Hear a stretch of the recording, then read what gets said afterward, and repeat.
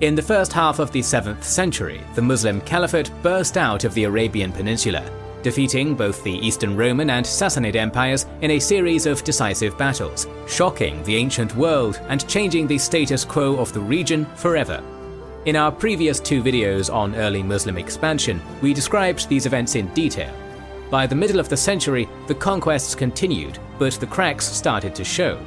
In this episode, we will talk both about these conquests that brought the Caliphate to its largest extent, from France to Central Asia, and the internal strife that first ended the Rashidun Caliphate, bringing the Umayyad dynasty to power and starting early sectarian divisions, weakening the Umayyads in the process.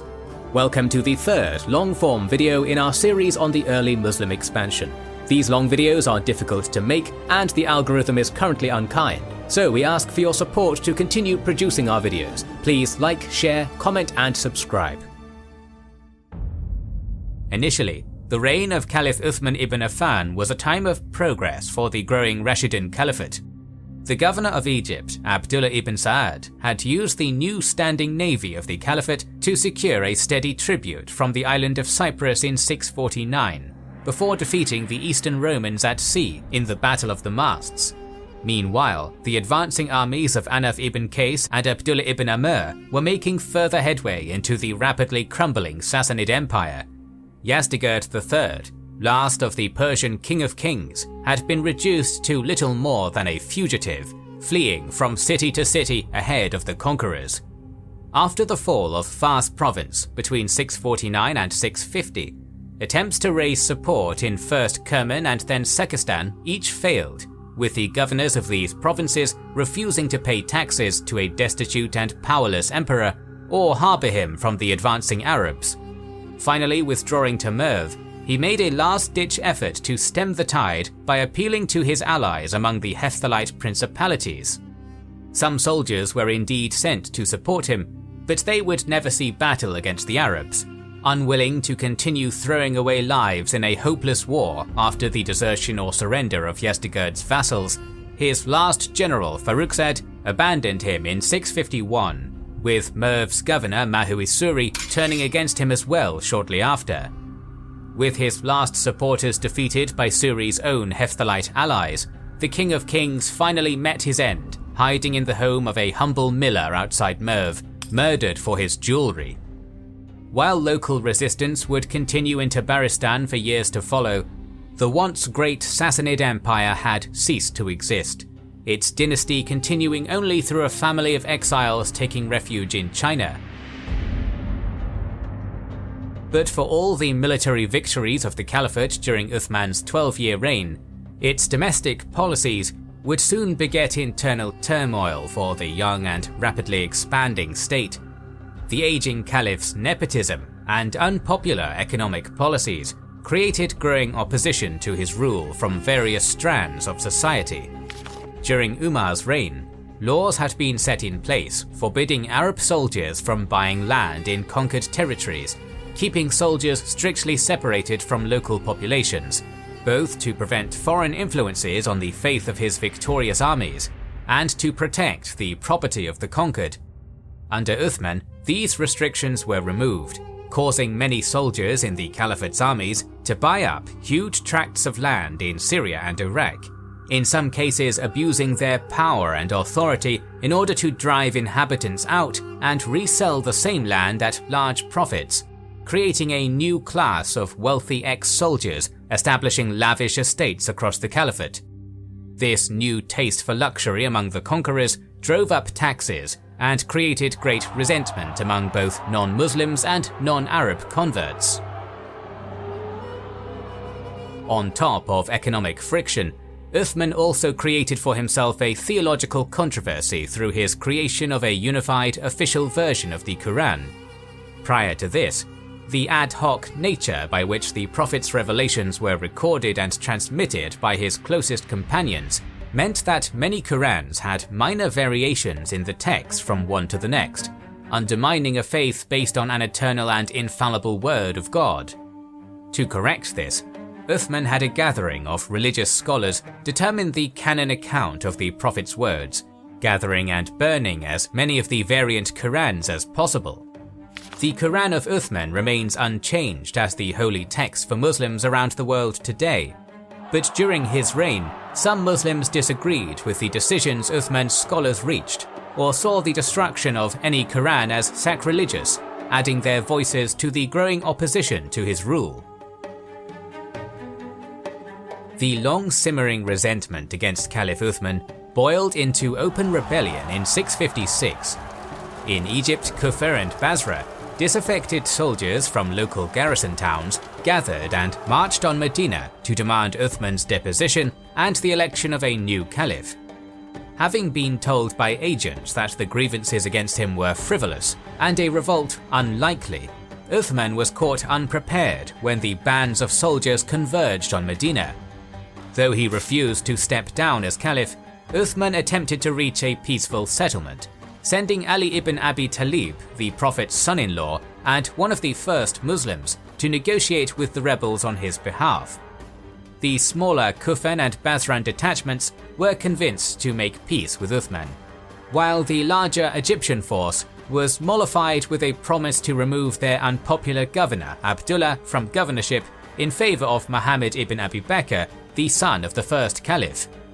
With Ali as guarantee of the agreement, and Ibn Abi Bakr leading them, they began their return to Egypt, apparently ending the immediate danger for Uthman. But on their return journey, the soldiers waylaid a messenger bound for Egypt with orders to have the rebel leaders executed. Taking it as a sign of treachery on Uthman's part, the rebels returned to Medina and surrounded Uthman's home, besieging him within, and once again demanded his resignation. Whether Uthman really ordered the rebels executed is unclear, with most accounts crediting the message not to Uthman but to his cousin and secretary, the future caliph Marwan ibn al-Hakam. Whatever the truth of the matter, the rebels cut off water to Uthman's house and gave increasingly threatening demands for his abdication, until one of Marwan's servants slew one of the rebel spokesmen with a stone from the balcony on June 16th, making a bloody end to the affair all but inevitable. Abandoned by most of his Umayyad clan, with the Iraqi rebels and notables of Medina remaining neutral, Uthman ordered his remaining defenders to stand down in hopes of avoiding bloodshed between Muslims when the rebels attacked the house the following day. Regardless, Marwan and the children of Ali refused this order and attempted to save the life of their caliph. As Uthman sat for his noon prayers, Muhammad ibn Abi Bakr and a few of the Egyptian rebels climbed into his home from the roof of a neighbouring house, threatening the caliph at sword point. Though accounts differ on the specific events, and on Abi Bakr's role in particular, the final outcome was the same. Uthman was the first caliph to be murdered by his fellow Muslims, an event that would shake the Muslim world to its core. Following the murder, the rebel bands effectively controlled Medina, and under their influence, particularly the Iraqis, Ali was elevated to the role of caliph. As the Prophet's son-in-law and one of the major candidates in the previous election, Ali seemed a safe and popular choice. However, his reign would be saddled with the scandal of Uthman's murder, and demands for justice placed the new caliph in a difficult position. Given Ali's efforts to defuse the rebellion and the injuries his own son Hassan suffered in Uthman's defense, it is incredibly unlikely he had any role in his predecessor's murder. But many of the rebels who had opposed Uthman were now his most important supporters, so punishing them would have alienated his power base and potentially led to his own demise. Stuck in a trap, Ali allowed Uthman's murder to go unpunished, which led to accusations of weakness and complicity, particularly from Uthman's powerful Umayyad clan, laying the groundwork for the First Islamic Civil War. The first stirrings of conflict came from Talha ibn Ubaydullah and Zubair ibn al-Awwam, Ali's main competitors in the election that had brought him to the throne. In the past, the two had fought alongside Ali as comrades. But despite Talha's own previous opposition to Uthman, they had been among the most vocal for action against the rebels, and were quick to make common cause with another of Ali's detractors, Aisha, the widow of the Prophet himself. with Aisha as the unifying spiritual figurehead of the rebellion. Funding from numerous Umayyad governors deposed by Ali at the beginning of his reign, and several prominent Muslim leaders, including Marwan and the murdered caliph's son, Aban ibn Uthman, flocking to her banner, Aisha's rebel army represented a significant challenge to Ali's leadership. Unfortunately for the so-called Mother of the Faithful, a number of crucial mistakes would undermine her cause. A great deal of effort was wasted trying to rally support in Iraq, despite most of the region being loyal to Ali. Then, when rebel leadership left Mecca to gain support in Basra in mid-October 656, internal discord fomented within their cause. Talha and Zubair were jockeying against each other for authority, while the secrecy of the army's destination created resentment from Marwan and the Umayyad clansmen within the army, who saw the insurgency more as a blood feud than a rebellion, and would have preferred to simply march to Medina and execute the conspirators who had slain Uthman, rather than waging a campaign to topple Ali. The anti-Ali movement was dealt another blow in December, when Aisha and her followers arrived in Basra. After hearing the speeches and calls to arms of Zubair and Talha in the marketplace outside the city, the reaction of the Basran populace was divided, with some offering support, while others denounced her. The first fighting of her rebellion occurred immediately after, when numerous market-goers loyal to Aisha or Ali began to scrap in the marketplace and strike each other with the soles of their shoes. More important than any marketplace brawl, however, was the response of Basra's governor, Uthman ibn Hunayf, who remained loyal to Ali.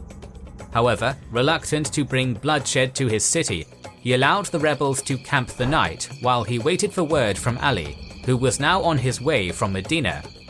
A message from the Caliph soon arrived, instructing Ibn Hunayf to give the rebels an ultimatum of loyalty to Ali or warfare. But by then, Aisha's army had already managed to entrench themselves in a defensible camp near the local garrison's storehouse. It should be noted that even after Caliph Uthman's murder, the thought of outright warfare between Muslims remained almost unthinkable to most, and so the prominent poet and scholar Salim ibn Amr al-Duwali was sent to make a lasting treaty for peace and to end the rebellion. When it was refused, Basra's cavalry commander Hukaym ibn Jabala stormed out with the governor's local forces. A short and bloody battle around Aisha's camp ensued. Many on both sides died, but the rebels were not dislodged. Afterwards, an uneasy ceasefire was signed, intended to last until Ali's arrival. The ceasefire would be short-lived, however.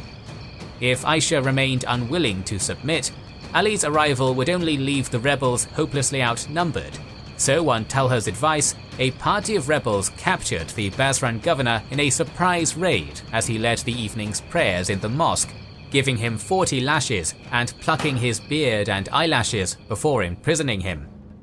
The following morning, Zubayr's son Abdallah led the rebels in an attack on the storehouse, killing 40 converted ex-slaves from Sind who had been posted as guards, and seizing the grain meant for the townfolk's winter provisions. Hukaym arrived shortly after in a great rage, demanding Abdallah release the governor and berating him for the killing of Muslims innocent of any role in Uthman's murder. When Abdallah refused, Hukaym attacked with the 700 men still with him, finding himself quickly surrounded and overwhelmed by the larger rebel army. Though he fought fiercely until the end, fatally striking one of the rebels with his own severed leg, according to one rather fanciful account, Hukaym, his son, and many of his soldiers were killed, with the rest fleeing or surrendering, and leaving the rebels in full control of Basra. With Ali en route, the victorious rebels had little time to gather support for their movement. Though control of the city and its treasury brought most of the surrounding tribes at least nominally under Aisha's banner, emissaries sent north to Kufa had less success. While the province's governor, Abu Musa ibn Ashari, attempted to remain neutral, Kufan notable Zayd ibn Suhan, after receiving a message from Aisha fondly addressing him as a beloved son, as befitting her title of Mother of the Faith, responded that her beloved son would prefer her to stay safely at home. Ali's efforts were more fruitful. Sending his son al-Hassan to Kufa, Abu Musa was soon deposed, and more than 6,000 men were gathered for the retaking of Basra. With these joining Ali's 700 from Medina, and close to 2,000 who had gathered from various tribes along the caravan route, Ali arrived at Basra on December 5th with just under 10,000 men, met by Aisha's comparable army of Basrans and Meccans. After 3 days of standoff and attempts to sway the Basran tribes, a horseman was sent between the armies by Ali with a Quran at the end of his lance to exhort both sides to an honourable combat. When he fell dead, pierced by arrows, battle was joined, and the two cavalry-heavy armies came crashing together like thunder. Despite Aisha having, by most accounts, at least as large an army as Ali prior to his arrival, defections of several Basran tribes, both before and during the battle, weakened her force significantly. In the centre of Ali's army, Abu Qatada al-Numan led the Kufan foot soldiers, while Ali's son, Muhammad ibn Hanafiya, carried his father's standard. On the right wing of Ali's army, Malik al-Ashtar led the bulk of the Kufan cavalry, soon routing the tribesmen of the Banu Hanzala leading Aisha's left. And on Ali's left, the storied companion Ammar ibn Yasir is said by some to have driven Zubayr, who had been given overall command of the rebel army, to abandon his army and leave without fighting. Zubayr's desertion is a matter of some mystery. Despite his past victories and talent as a commander, all accounts agree he abandoned his army and retreated very early in the battle, though there are a variety of reasons given. Some suggest that secret correspondence from Ali convinced him he had taken the wrong path, or that the Prophet had once said that Ammar would die at the hands of a band of wicked men, leading Zubayr to question his role when the two came face to face on the battlefield. Others point to Aisha's refusal to acclaim him as caliph on the eve of the battle, suggesting that she favoured Talha and that Zubayr's role in the rebellion had been a self-serving grab for the throne. Either way, his desertion left Talha to take command of a rapidly worsening situation. Leading a strong force of Basran cavalry, he made a number of charges against Ali's left and centre, at first with great success. But once Ali's right wing punched through his lines, he found his mobile cavalry bogged down and risking envelopment. Turning about to withdraw and regroup for another charge, he was mortally wounded by an arrow to the back of his knee, not at the hands of Ali's forces, but of his supposed ally Marwan, apparently as a spiteful act of vengeance for Talha's opposition to Uthman now that their alliance to punish Ali and Uthman's murderers had come to naught. After firing the treacherous shot, Marwan was taken prisoner by Ali's victorious forces, while Aisha's leaderless forces collapsed. Named the Battle of the Camel after the camel Aisha had observed her defeat from the back of, this climactic battle in Basra had ended the first major challenge to Ali's caliphate, though further conflict remained ahead. Various figures are given for the casualties, with generally accepted figures hovering around 400 for Ali's army and 2,500 for Aisha's, the latter number being particularly high given that Ali pardoned all but one of the prisoners taken after the battle, but still plausible given the accounts of many rebels fighting on long after the army had fallen into disarray and defeat out of zealous devotion to Aisha. Of the three rebel leaders, only Aisha survived the battle and its aftermath, being escorted back to Medina by her brother Muhammad ibn Abi Bakr, where she would live her days out in comfort, but with her political activity greatly curtailed. Zubayr was found shortly after the battle's end by a trio of tribesmen and murdered while apparently trying to escape to his ally Muawiyah, the governor of Syria. At its foundation, the caliphate had been ruled and organized largely through the consensus of the companions in Medina, but for all Uthman's merits, his reign brought a definite shift away from the ideals of justice and Islamic unity the early caliphate inherited from the Prophet. In pre-Islamic Arabia, life had been divided sharply along clan lines, but under the caliphs Abu Bakr and Umar, Brotherhood under Islam had superseded the tribal loyalties that existed before their faith. In his speech upon becoming the first caliph, Abu Bakr had emphasized to the gathered Muslims of Medina that he was not the greatest among them, and that he would welcome the help and truthful advice of his subjects, even if it meant speaking against his own suggestions. And though Abu Bakr had adult sons, he passed the caliphate on to his advisor and fellow companion Umar, rather than attempt to create a ruling dynasty. Umar had famously lived the same humble lifestyle as caliph as he had before his coronation, sleeping on a bed of palm leaves and taking part in the same labors as his subjects in service of the needy. Under Uthman, however, the nepotistic clan politics of the pre-Islamic past began to return to the fore. Relatives of Uthman were frequently granted positions of wealth and authority, with his first foster brother Walid ibn Uqba and later his uncle Sayyid ibn As being given governorship of Kufa. And while few could accuse Abdullah ibn Sa'ad of incompetence after his conquests in North Africa and victories at sea in the Mediterranean, the fact he had replaced Amr ibn al-As, Egypt's conqueror and previous governor, largely by virtue of being another of Uthman's foster brothers, did much to stir discontent among other companions of the Prophet and long-serving Muslims of Medina, who saw themselves being denied advancement in favor of Uthman's Umayyad clan.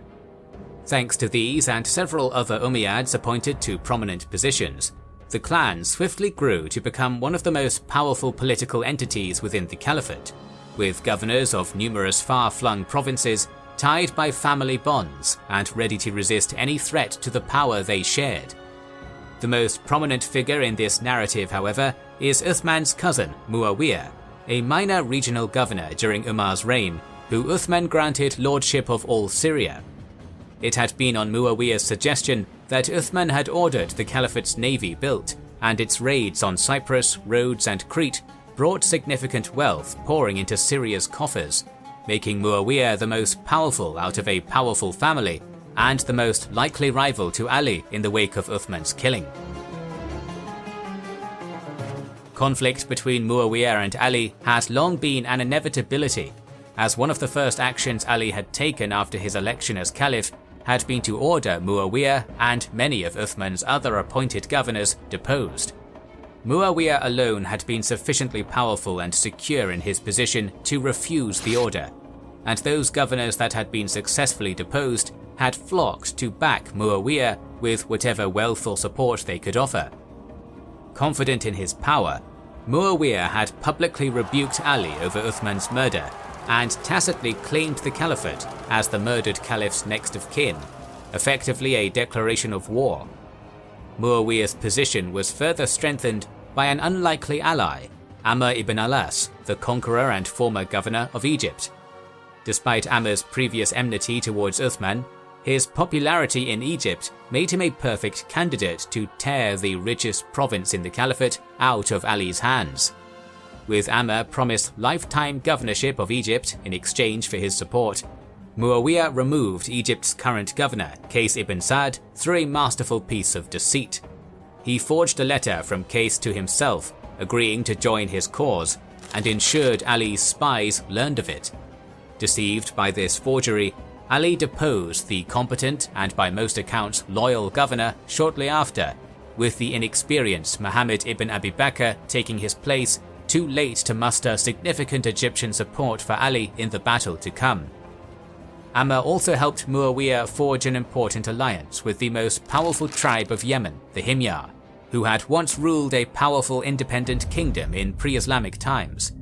With Amr as his closest advisor, allies across the caliphate rallying to his banner, and Ali weakened by Aisha's recent rebellion, Muawiyah was in an incredibly secure position. Thus, when Caliph Ali departed Medina in late May 657 with his armies behind him to depose the recalcitrant governor, he would have a far tougher fight ahead of him than he perhaps expected.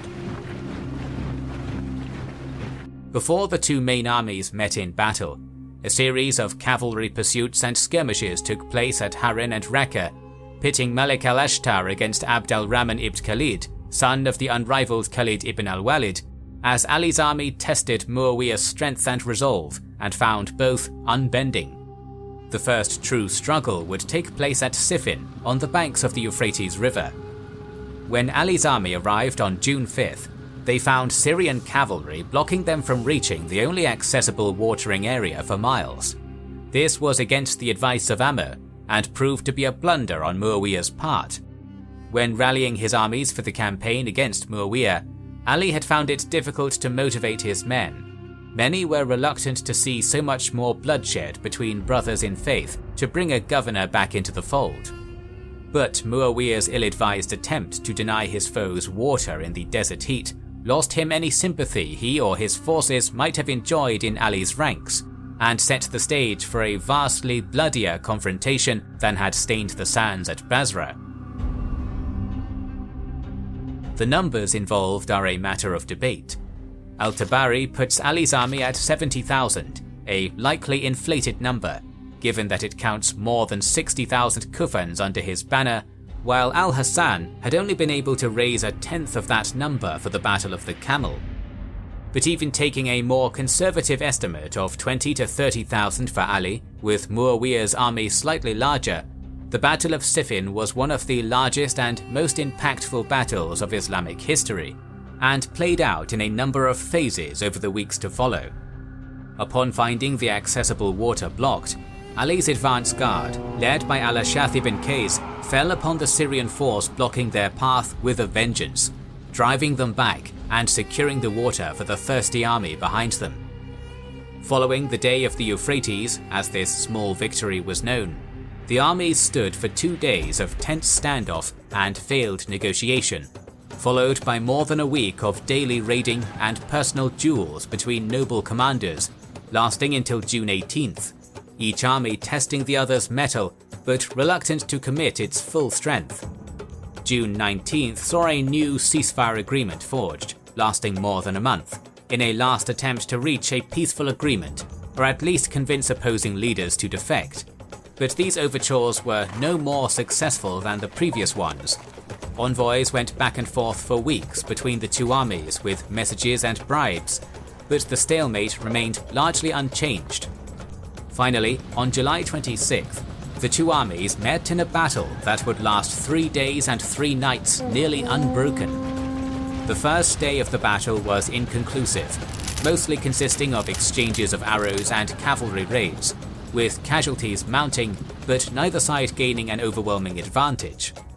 The second day saw Muawiyah come very close to routing Ali, with Habib ibn Maslama leading a massive attack that drove Ali's right wing to flight and pushed hard against his center, driving his army into disarray before reinforcements led by Malik al-Ashtar could halt the Syrian advance. Abdullah ibn Budayl, who had been in command of Ali's right, attempted to press their momentary advantage by bringing his cavalry in a charge towards Muawiyah's tent, only to be surrounded and killed by Muawiyah's elite forces. Also killed was Ammar ibn Yasir, whose presence had so frightened Zubair in the Battle of Camel, fulfilling, according to the hadith, the supposed claim of the Prophet that Ammar would die at the hands of a wicked band of men.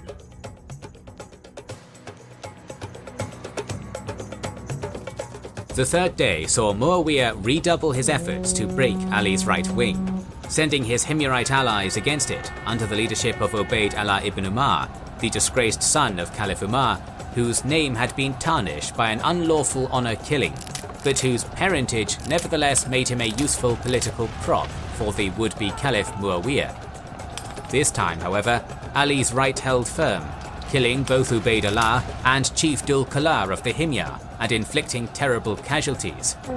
As the day drew on, the two armies were finally drawn into a general melee. The duels, maneuvers and archery exchanges that had defined the previous days giving way to a confused clash of swords and lances that continued through much of the night. As morning approached, after the bloodiest night of the civil war, Ali's army appeared to have the upper hand, having driven Muawiyah's forces back and even forced him to relocate his tent to a safer location after another charge on his camp. But it would not, in the end, be strength of arms that decided the battle's outcome. As morning arrived, a number of envoys from Muawiyah rode between the armies, Qur'ans on their lances as a flag of truce, appealing to Ali to allow binding arbitration to settle his and Muawiyah's dispute.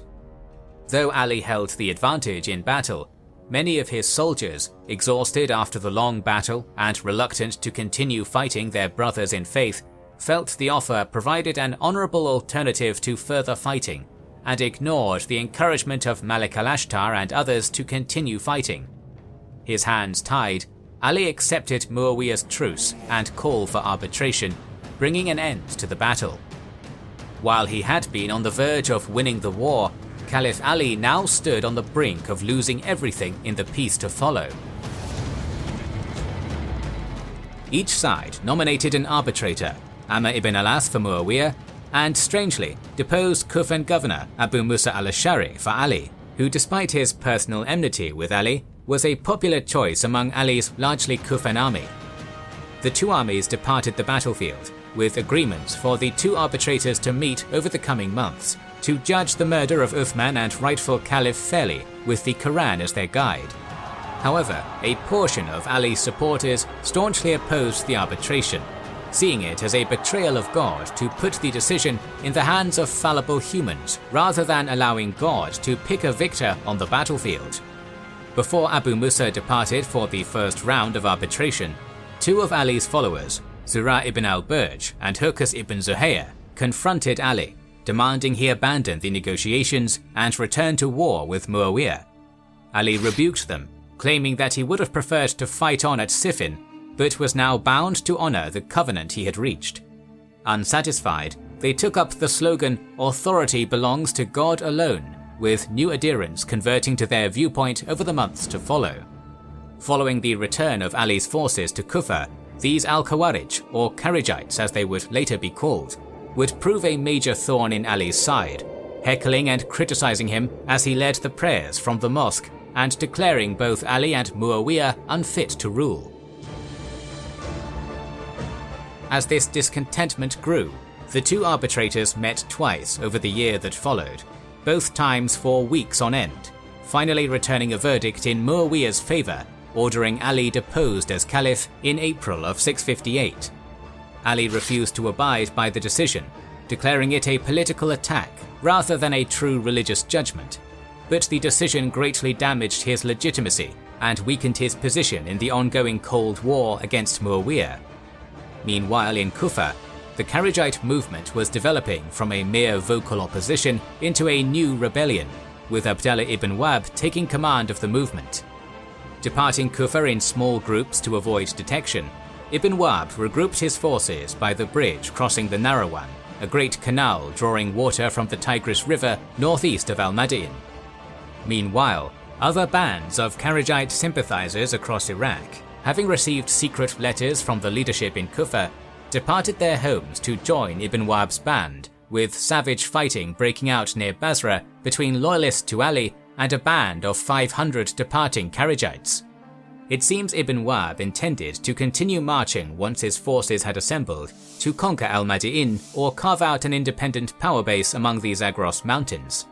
However, after compelling his remaining supporters to reaffirm their oaths of loyalty to him, Ali was quick to depart Kufa in pursuit of the Kharijites, arriving at Narawan in July 658. Despite their treachery, Ali attempted to avoid battle, pointing out that he now stood poised to return to war with Muawiyah as they had wished, and requesting they return to his cause. Some did, but a majority of the roughly 2,000 rebels remained stubbornly entrenched, leading to some disagreement within Ali's ranks. Many of his followers felt the Kharijites were a minor problem and should simply be ignored until after Muawiyah's defeat. But after several local villagers were slain by Kharijites, Ali's reaction would be swift, with his much larger army engaging the Kharijites on July 17th. Zealously devoted to their cause, the Kharijites did not falter, but now with less than 2,000 facing 14,000, the outcome could be in little doubt. Ali's horsemen formed up his front line, under the command of Abu Ayyub al-Ansari, with archers and footmen lined up between them. When the Kharijites charged, Ali's horsemen split into two groups down the middle and rushed off to the left and right, allowing the archers to shower the onrushing Kharijites with arrows as the horsemen wheeled about and fell on their flanks. After a short, bloody, and largely one-sided confrontation, the rebel army was broken. Little of the mercy Ali had shown Aisha's rebels after the Battle of the Camel would be forthcoming, and the majority of the Kharijites to take the field would perish. The Battle of Narawan was a decisive victory for Ali, but also a hollow one, with the embattled caliph forced to put his own former followers to the sword as Muawiyah grew ever more powerful. The following 2.5 years of uneasy truce saw Muawiyah take great strides, toppling Muhammad ibn Abi Bakr in Egypt and rewarding Amr ibn al-As's loyalty by returning him to power as promised, while also securing new alliances across the caliphate, many now seeing him as the legitimate caliph. By the beginning of 661, after receiving the counsel of his remaining supporters, Ali decided to embark on a second invasion of Syria while he still had the strength to challenge Muawiyah, embarking his forces in preparation for another campaign. The planned offensive would never take place, however. Meeting in Mecca, 3 Kharijite conspirators made a pact to assassinate the 3 men they viewed as responsible for the civil war: Ali, Muawiyah, and Amr. 2 of the 3 assassination attempts failed, but on January 28th, as Ali sat praying in the great mosque of Kufa, the 3rd assassin, Abd al-Rahman ibn Muljam, struck him from behind with a poisoned sword, mortally wounding the caliph and avenging his comrades fallen at Narawan. With Ali dead, few remained who could deny Muawiyah the caliphate. Ali's eldest son, al-Hasan, was pressured into surrendering his claim to the throne, and Muawiyah took power nearly unopposed. Beyond the simple change in leadership, the first fitna, as the civil war came to be known, would have a massive impact on Islam's history. It split a religious and cultural movement that, united, had conquered mighty empires.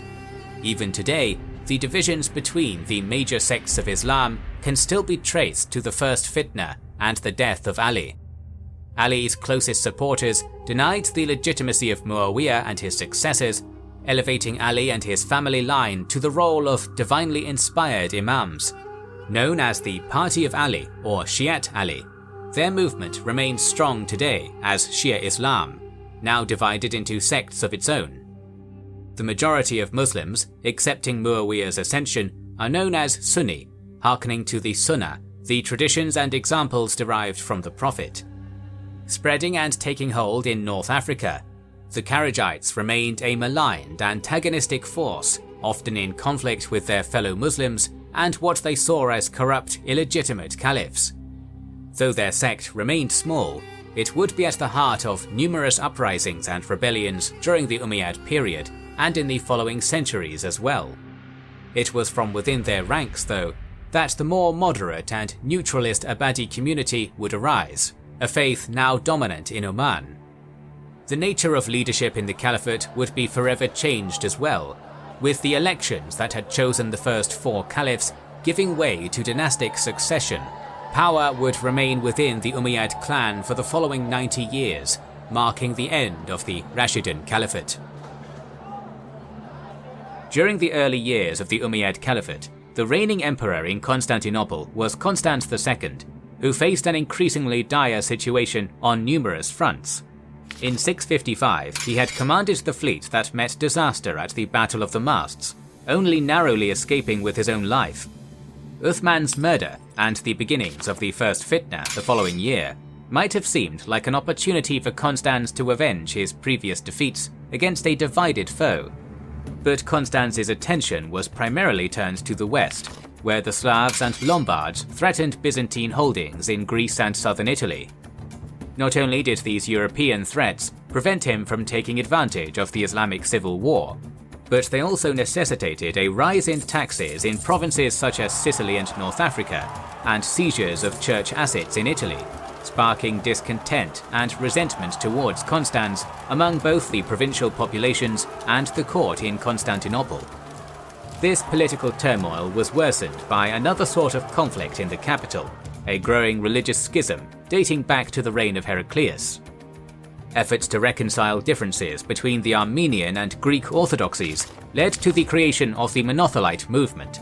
A sort of religious compromise followed, which failed to sway the majority of the Byzantine populace. By Constance's reign, this movement, that had been intended to reconcile Armenian and Greek religious divides, had simply created new divides within the capital, with Constance's attempt to quell the schism by banning all discussion of the controversy, even forcing Pope Martin I into exile after his condemnation of monothelitism, only creating new enemies for the embattled emperor. In 663, 2 years after the end of the First Fitna and the renewal of Arab attacks into Anatolia, Constans abandoned Constantinople and its hostile court and moved the Byzantine capital to Syracuse in Sicily. Unfortunately, the move would not long forestall his downfall. After relocating the capital, Constans moved into Italy with all the forces the empire could muster, in hopes of defeating the Lombards and securing southern Italy. His efforts were foiled at every turn, however, with the Lombards defeating him in a series of battles and forcing him to withdraw in shame back to Syracuse, while his son and co-emperor Constantine IV kept order in Constantinople. His legitimacy tarnished, he was unable to prevent Armenia from falling back into Arab suzerainty, and despite its prominence as the seat of the Byzantine Empire, Sicily would suffer a devastating naval raid in 666, led by Abdallah ibn Qais, that saw huge amounts of plunder enriching Muawiyah in Damascus.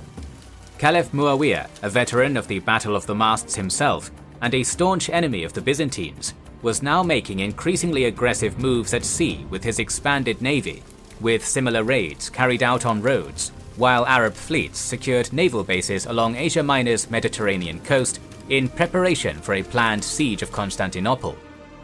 Even among Constance's own subjects, he faced danger at every turn, and in 667 he was forced to contend with an Umayyad-backed rebellion by the turncoat Armenian general and would-be emperor Saborios, that briefly took control of much of Anatolia.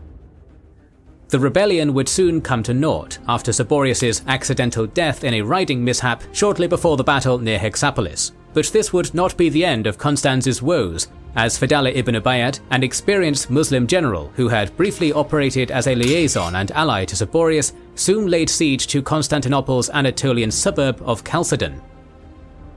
Although they succeeded in capturing many prisoners, a lack of supplies and support caused this first siege attempt to flounder. In their original plan, they would have been operating in territory under the sway of their rebel ally, able to rely on local supply routes and bolstered by Saborius' own forces. Forced to operate alone in hostile territory, disease and hunger soon set in, and the army was forced to withdraw, with even the arrival of reinforcements under Muawiyah's son Yazid failing to turn the tide. It does appear that the initial Arab intention was to return to besiege Constantinople proper the following year, as a sizable garrison, 5,000 according to Theophanes the Confessor, was left behind in the captured fortress of Amorion to provide a forward base for a later attack. However, Amorion would be recaptured during the bitterly cold winter that followed, with a eunuch chamberlain named Andrew leading a force through the heavy snows that regained control of the fortress and put its garrison to the sword, delaying the planned attack on Constantinople and denying the Arabs their first major inland foothold in western Anatolia. This small victory was to be Constance's last, however, with the emperor not long outliving his would-be usurper. Constans II was struck on the head with a bucket and assassinated by one of his servants as he took his bath early in 668, with further rebellion breaking out in Sicily as the conspirators in his murder acclaimed General Mesopotamia their emperor in opposition to Constantine IV. The young Constantine would thus be forced to confront both the rebels in Sicily and the still looming Arab attack on Constantinople in the first years of his solo reign. Of these two challenges, the rebellion of Mesopotamia would be the swiftest dealt with, though it would still leave the empire weakened in ways that would soon cause further disaster. Constantine called up troops from the embattled frontiers of North Africa and Italy, bringing an end to the rebellion in Sicily after 7 months and ending its brief heyday as the empire's capital. With Constance's murder and Mezasius' acclamation so closely tied to the ongoing religious schism, the general failed to command widespread support in Sicily beyond the soldiers under his command or rally supporters beyond the island's shores. By the account of Theophanes the Confessor, even Mezasius himself had not wished to become emperor and had been chosen as a figurehead leader against his will on account of his good looks. But however easily the rebellion might have been suppressed, the recalling of soldiers from North Africa did leave the Byzantine forces in Carthage far less able to resist the pressure of the Arabs in Tripoli, creating an opportunity for the conquest of the Maghreb, stalled since before the First Fitna, to resume. 668 and 669 saw renewed Arab raids capture many thousands of prisoners from the remaining Byzantine territories in modern Tunisia, as the uneasy stalemate the two sides and their respective Berber allies had settled into broke down, with the continuing Arab presence in Anatolia further distracting the overstretched Byzantines from the defense of their frontier provinces. Meanwhile, despite Muawiyah's western focus and enmity towards the Byzantines, smaller conquests still continued apace along the former frontiers of the Sassanid Empire. In 670, Muhalab ibn Abi Sufra conquered Kabul and took at least nominal control of all of Khorasan, one of the only regions formerly under Persian domination to have remained outside of Arab control. And despite some staunch resistance from Turkic hill tribes that nearly saw one force surrounded and wiped out during its return to Kabul, he also successfully penetrated the Khyber Pass to begin the first inland conquests into modern Pakistan, previous Muslim incursions into the Indian subcontinent having been limited to the more easily traversed coastal lowlands. Politically, some unrest still continued to flare up, as Muawiyah attempted to crack down on lingering support for Ali, with the respected general Hujr ibn Adi and several of his compatriots being executed for refusing to denounce the deceased caliph, an act shocking to most. Still, the next major prize for the largely unified caliphate, and the single-minded focus that would define Muawiyah's later years as caliph, was Constantinople, with the campaign to take it beginning in earnest in 672. A massive Umayyad fleet was outfitted and launched, wintering in the naval bases prepared in Smyrna and Cilicia, while the Byzantines hurriedly constructed great biremes and dromons for the city's defense, equipped with a new and deadly anti-ship weapon, Greek fire. With the coming of spring, the fleet embarked for Constantinople, clashing almost daily with Byzantine ships in the waters just south of the Dardanelles from April until September. Compared to the Battle of the Masts, which saw the Arab fleet score victory in a pitched battle between two massed fleets, the presence of Greek fire would have made any full fleet-on-fleet engagement near suicidal for the Arabs, despite the greater size of their navy,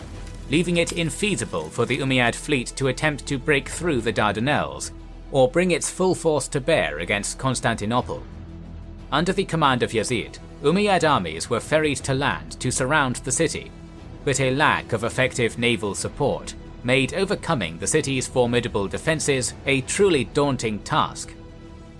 Though Arab forces under Yazid, Fadala and Abdallah ibn Qais did see success in various skirmishes in the surrounding region and in Crete, and were able to honour the passing of the venerable commander Abu Ayyub al-Ansari by pushing to the Theodosian walls themselves to bury him at their base. For 5 full years, the campaigning of the Umayyads failed to break through the Dardanelles and cut off Constantinople from supplies, while the Greek fire-equipped ships inflicted mounting casualties with every engagement. Finally, 10 years into Constantine's tumultuous reign in 678, flagging morale and a large rebellion of Mardaite Christians and escaped slaves in the Nur mountain range north of Alexandretta forced Muawiyah to abandon the campaign, the greatest military disaster the seemingly unstoppable caliphate had suffered since it had first exploded onto the world stage some 4 decades prior. Yet the successful defense did little to change the overall balance of power, with the struggling Romans still on the defensive against the still expanding Arabs. The following years would give a much needed, if brief, reprieve to the Byzantines, as Caliph Muawiyah's death in 680 was swiftly followed by a new period of turmoil and civil war. At the center of the new conflict was Muawiyah's attempt to secure the succession of his son Yazid, when caliphs had been chosen by election prior to his reign. Yazid was indeed acclaimed as caliph in Medina,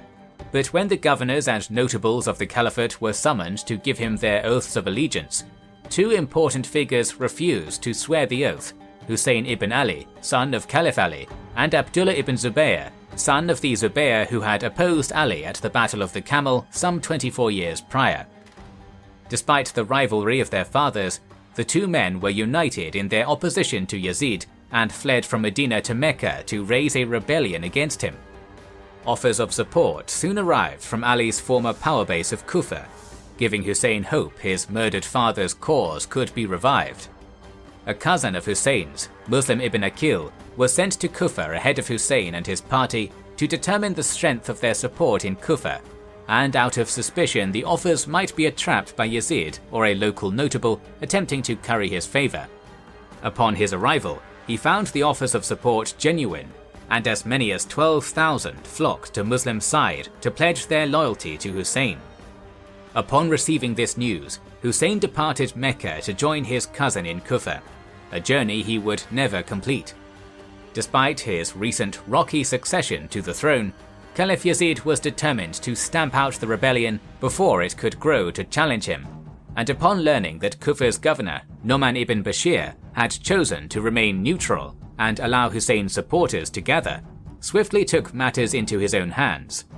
Nu'man was transferred to a different province, with Yazid's loyal supporter Ubaydallah ibn Ziyad replacing him and initiating a harsh crackdown on the growing rebel band, with Muslim ibn Aqil and several of its other leaders being murdered and the demoralized rebels being scattered under intense pressure from local military forces. By the time Hussein received word of this disaster, he was already near today's Rifai, far from the safety of Mecca, with only a few supporters around him in increasingly hostile territory.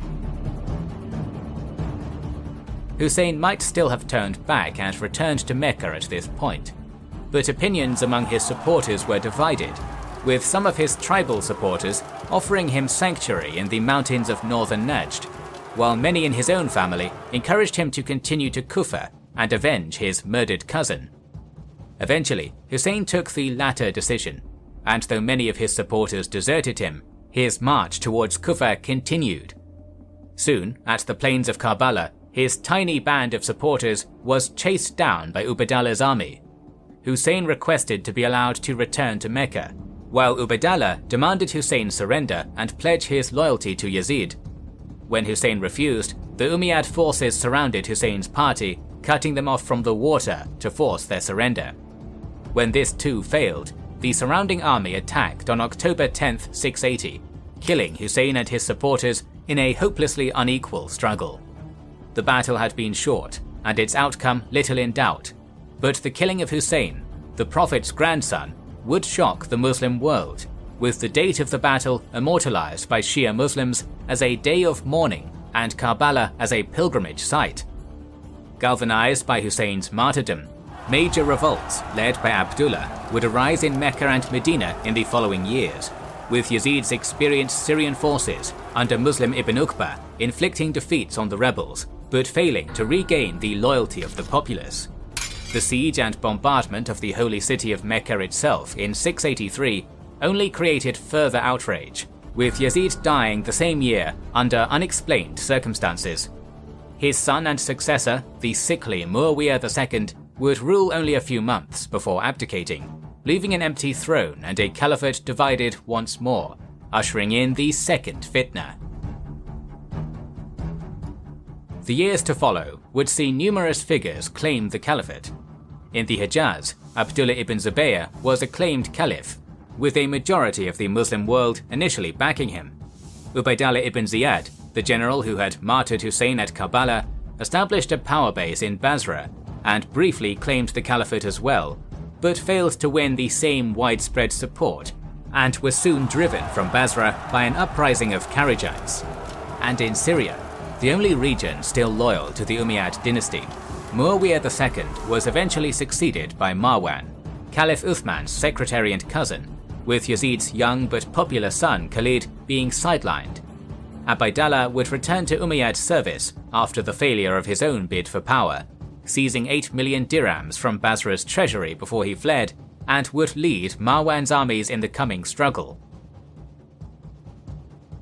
Marwan's first challenge in defeating the more popular Abdullah was to secure his hold over Syria against a powerful foe uncomfortably close to home, Dahak ibn Qais, the governor of Damascus province, who had loyally served Muawiyah during the first fitna, even leading his infantry at Siffin, but had now defected to Abdullah in opposition to the Umayyads, bringing much of Syria with him. Marwan did have several major advantages, though some fighting broke out in the streets after Dahak and the young Umayyad prince, Khalid ibn Yazid, each delivered speeches in favor of their faction during the leading of prayers. The Umayyads retained control of the city of Damascus itself, and by extension, the vast treasury of the caliphate, allowing Marwan to win the loyalty of many local tribes through bribery. Dahak also retained some degree of loyalty to the dynasty he'd served so long, even briefly returning to Umayyad service after negotiating with Khalid and Ubaydallah, making him a rather reluctant and indecisive opponent, spurred on only by pressure from his overwhelmingly anti-Umayyad supporters in the Qaisi tribal confederation. Even so, Dahak and the Qaisi were able to amass a sizable army of 20,000 or more at Majrahit, at the edge of the desert to the east of Damascus, joined by supporters from across Syria. Marwan, on the advice of Ubaydallah, gathered his own loyalists from the Kalb Confederation and from the remnants of the once powerful Ghassanids and rode out to challenge him, with the two armies meeting on July 29, 684. With his own supporters numbering some 6,000, Marwan was outnumbered greatly by Dahak's forces. Nevertheless, his infantry-heavy army was able to hold firm over the course of 19 days of raiding and skirmishing from Dahak's largely mounted force. Marwan's left was commanded by Ubaydallah, and his right by Amr ibn Sa'id, also known as Al-Ashdaq, an Umayyad clansman whose ambitions would lead him to attempt his own grab for the throne in the years following. Dahak gave command of his right to Zayd ibn Amr, with other notable commanders including Thawa ibn Man of the Banu Sulaym, on whose insistence Dahak had finally broken from the Umayyads. On August 18th, the fighting grew fiercer and the skirmishing gave way to charges and hand-to-hand combat. Despite coming from so many disparate groups, the morale and discipline of Marwan's forces won out, with his hard-pressed infantry weathering numerous disorganized attacks until a mighty champion from among the Kalb, named Zana ibn Abdallah, slew Dahak in the midst of a heated melee. Neither side at first realized the governor had fallen, with Zana throwing himself back into the fray, unaware of the victory he had won. But another soldier, marveling at the warrior's prowess, soon discovered Dahak's body and returned his head to Marwan. Despite still holding a numerical advantage, the Abdullah loyalists quickly dissolved after their leader's defeat, the cavalry of the various tribes under Dahak's banner melting away and returning home or swearing obedience to Marwan.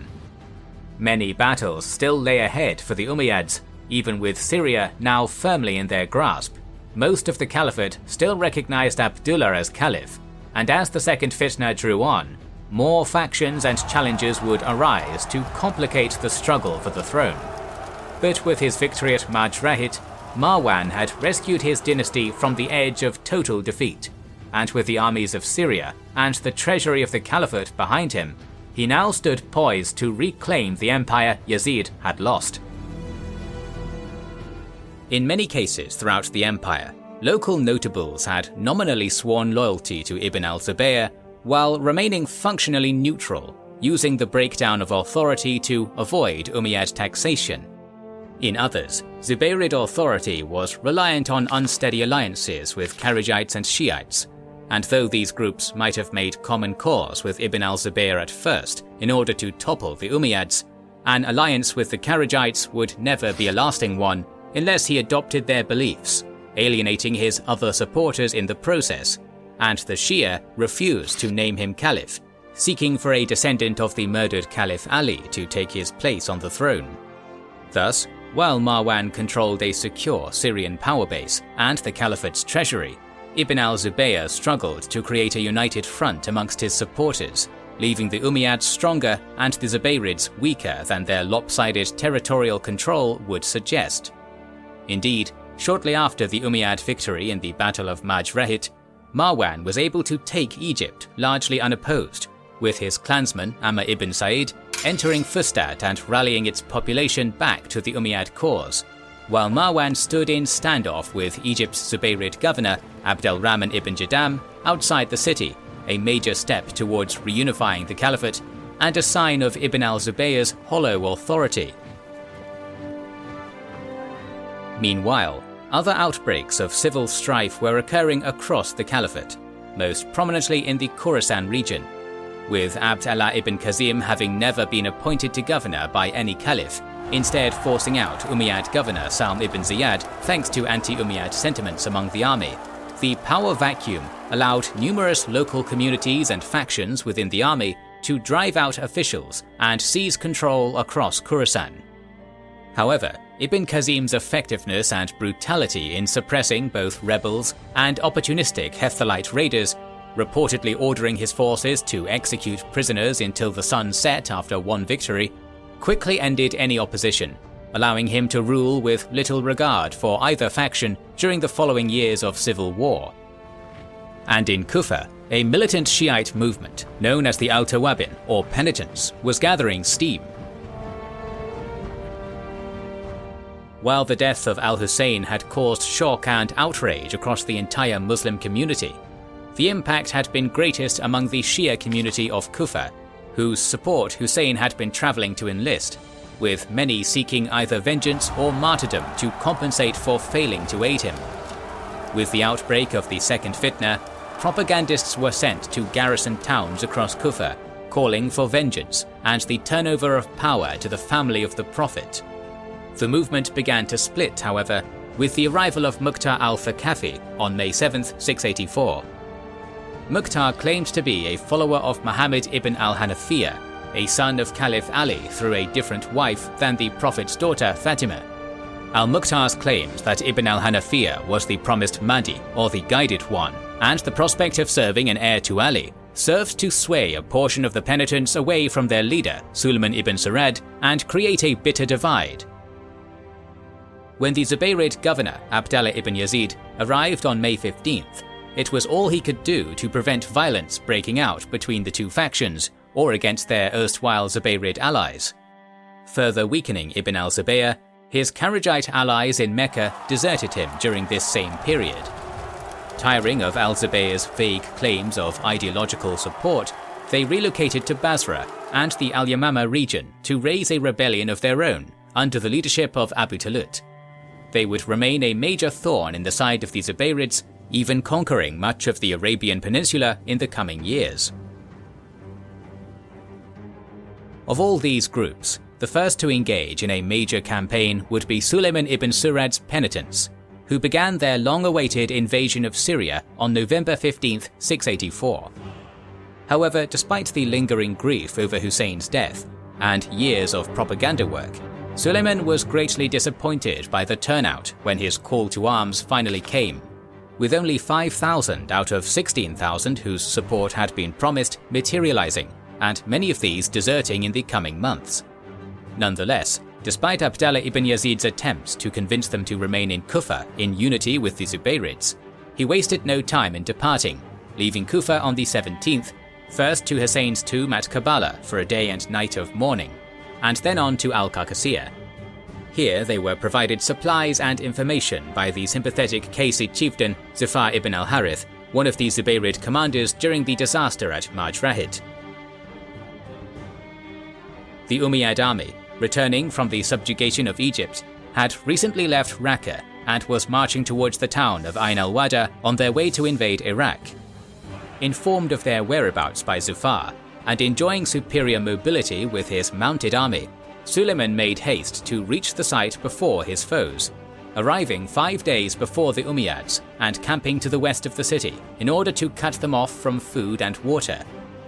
Having reinforced in Egypt and numbering close to 20,000, the Umayyad army held an advantage in numbers, but was divided against itself. While Ubaydallah ibn Ziyad was in overall command of the army, he was not present during its march through what was thought to be friendly territory, leaving 2 of his commanders, al-Hussein ibn Numayr and ibn Di al-Kala, to squabble over leadership, traveling and camping separately as they marched unknowingly towards the penitents' ambush. When they arrived at the beginning of January 685, it was Ibn Di al-Kala's smaller contingent that first saw battle, with the penitents being led to his camp by a local Bedouin and launching a surprise attack. Though outnumbered, surprise and confusion allowed Suleiman's charging horsemen to put al-Kala's forces to rout, with many being run down and slain and their camp abandoned to be looted. This initial engagement would do little to even the odds, however, and Ibn Numayr was sent with a larger force of 12,000 on January 4th. During a brief standoff before the battle, the demands of each side were conveyed, with the penitents demanding Ibn Ziyad be turned over to them for his role in Hussein's death, and the Umayyads demanding Suleiman swear fealty to Marwan. But these demands were little more than formality, the 2 armies coming together in battle after their refusal. The penitents put their mobility to good use, following advice from Zufar, reinforcing or withdrawing contingents as they came under attack, rather than confront the larger Umayyad force head-on. Both commanders led their respective centres, with elements of Suleiman's horsemen dismounting to support their comrades from the ground where the fighting was thickest. This skirmishing was won by the penitents in the short term, though not without losses, and Ibn Numayr's forces withdrew in good order to regroup with those of Ibn Di al-Kala.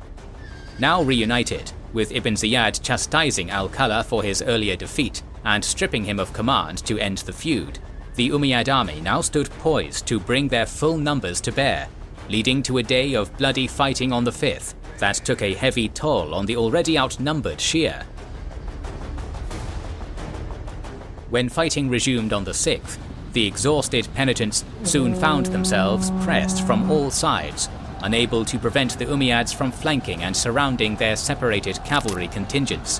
The same tactics that had previously enabled them to avoid the full weight of Umayyad numbers, now allowing them to be defeated piecemeal. Suleiman ibn Sarad and several of his close companions were slain by punishing volleys of arrows, with a series of spirited charges by Suleiman's second-in-command, al-Musayyab ibn Najaba, and the late arrival of reinforcements from Basra doing nothing to turn the tide. The destruction of the penitent cause brought the Umayyads one step closer to recovering their caliphate,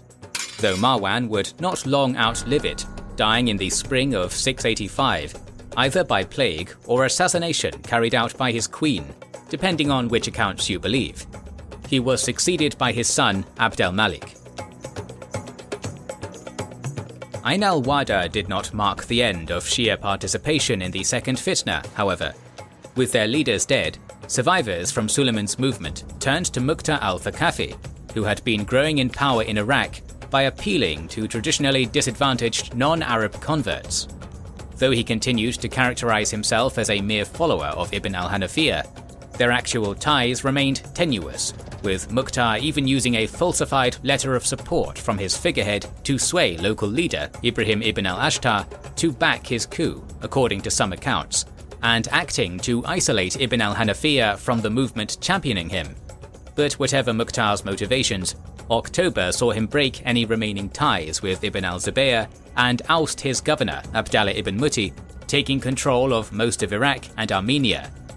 Further Kharijite uprisings toppled Zubayrid authority in southern Persia and Bahrain, leaving both sides of the Persian Gulf in Kharijite hands, and Ibn al-Zubayr's would-be caliphate smaller than ever. But as weakened as he may have been, he was still far from helpless, defeating both an Umayyad push on Medina under the Qudaa tribal leader Hubaysh ibn Dulja, and a Kharijite attack on Basra to secure his remaining holdings, leaving the final victor of the civil war still in doubt. The next few years would see some of the Umayyads' momentum reversed. The invasion force that had routed Suleiman's penitents made slow progress after this victory, delayed by Marwan's death and uprisings from the Qaysi tribes that had supported Dahak at Marj Rahit. When they finally launched their invasion of Iraq a year and a half later, in the summer of 686, al-Mukhtar was at something of a disadvantage, as his attempts to appease both the Arab tribal nobility and non-Arab converts, or Mawali, had fallen through and led to attempts by the tribal nobility to depose him over perceived erosion of their privileges. This conflict was further stoked by Ibn al-Zubayr's brother and governor of Basra, Musab, who courted the disgruntled Kufan nobility in an attempt to regain Iraq. The death of one of Mukhtar's commanders to plague shortly after his victory over an Umayyad probing force near Mosul sparked rumours that his army had been defeated, with an opportunistic revolt breaking out in late June. Nevertheless, the besieged Mukhtar was able to both put down this coup attempt, holding out in his palace long enough for Ibrahim ibn al-Ashtar's army to return from the Umayyad front and relieve him, and mobilize a large army of predominantly Persian-speaking Mawali and Shia partisans to confront the Umayyads, meeting them at the beginning of August, some 15 miles east of Mosul on the banks of the Qazia River.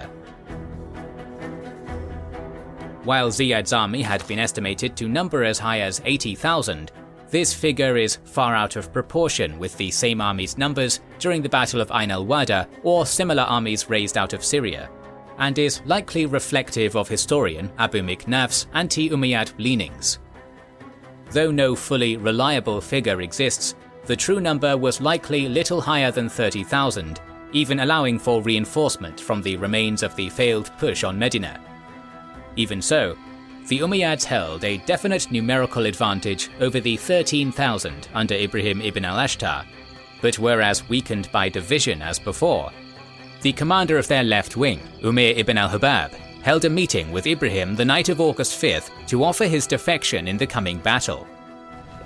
Following Umayr's advice, Ibn al-Ashtar wasted no time in bringing the battle to the Umayyads the following morning, ignoring the normal protocol of raiding and skirmishing as his smaller army came crashing into their larger yet still disorganized foe.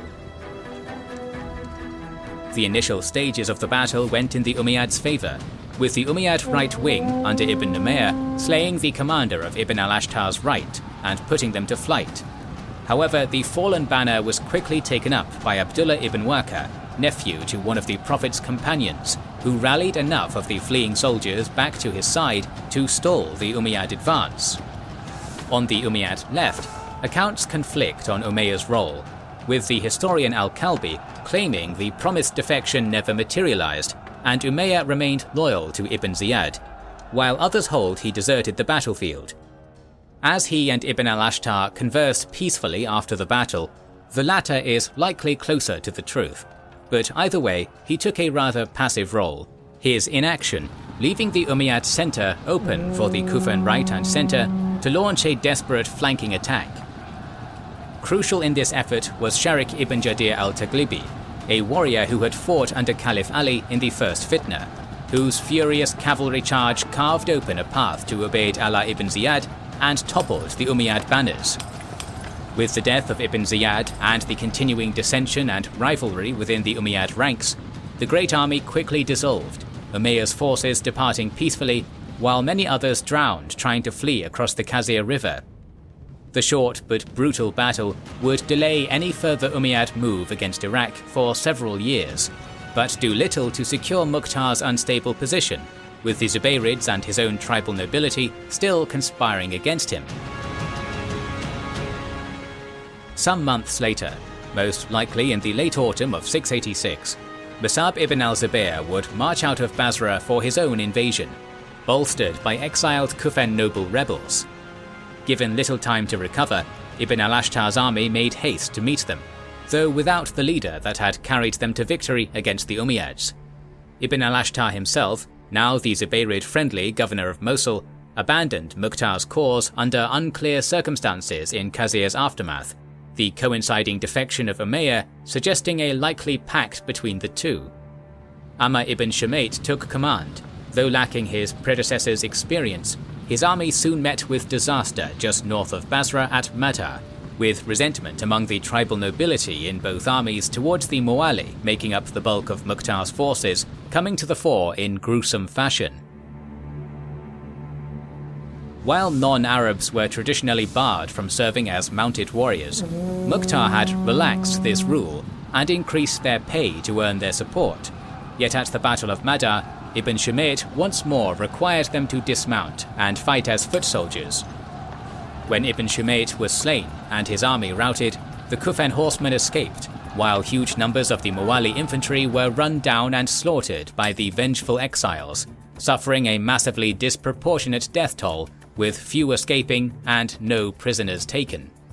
This disaster shook faith in Mukhtar's messianic movement, and total collapse was not long in coming. The Zubayrid invasion force made haste by boat and horse towards Kufa,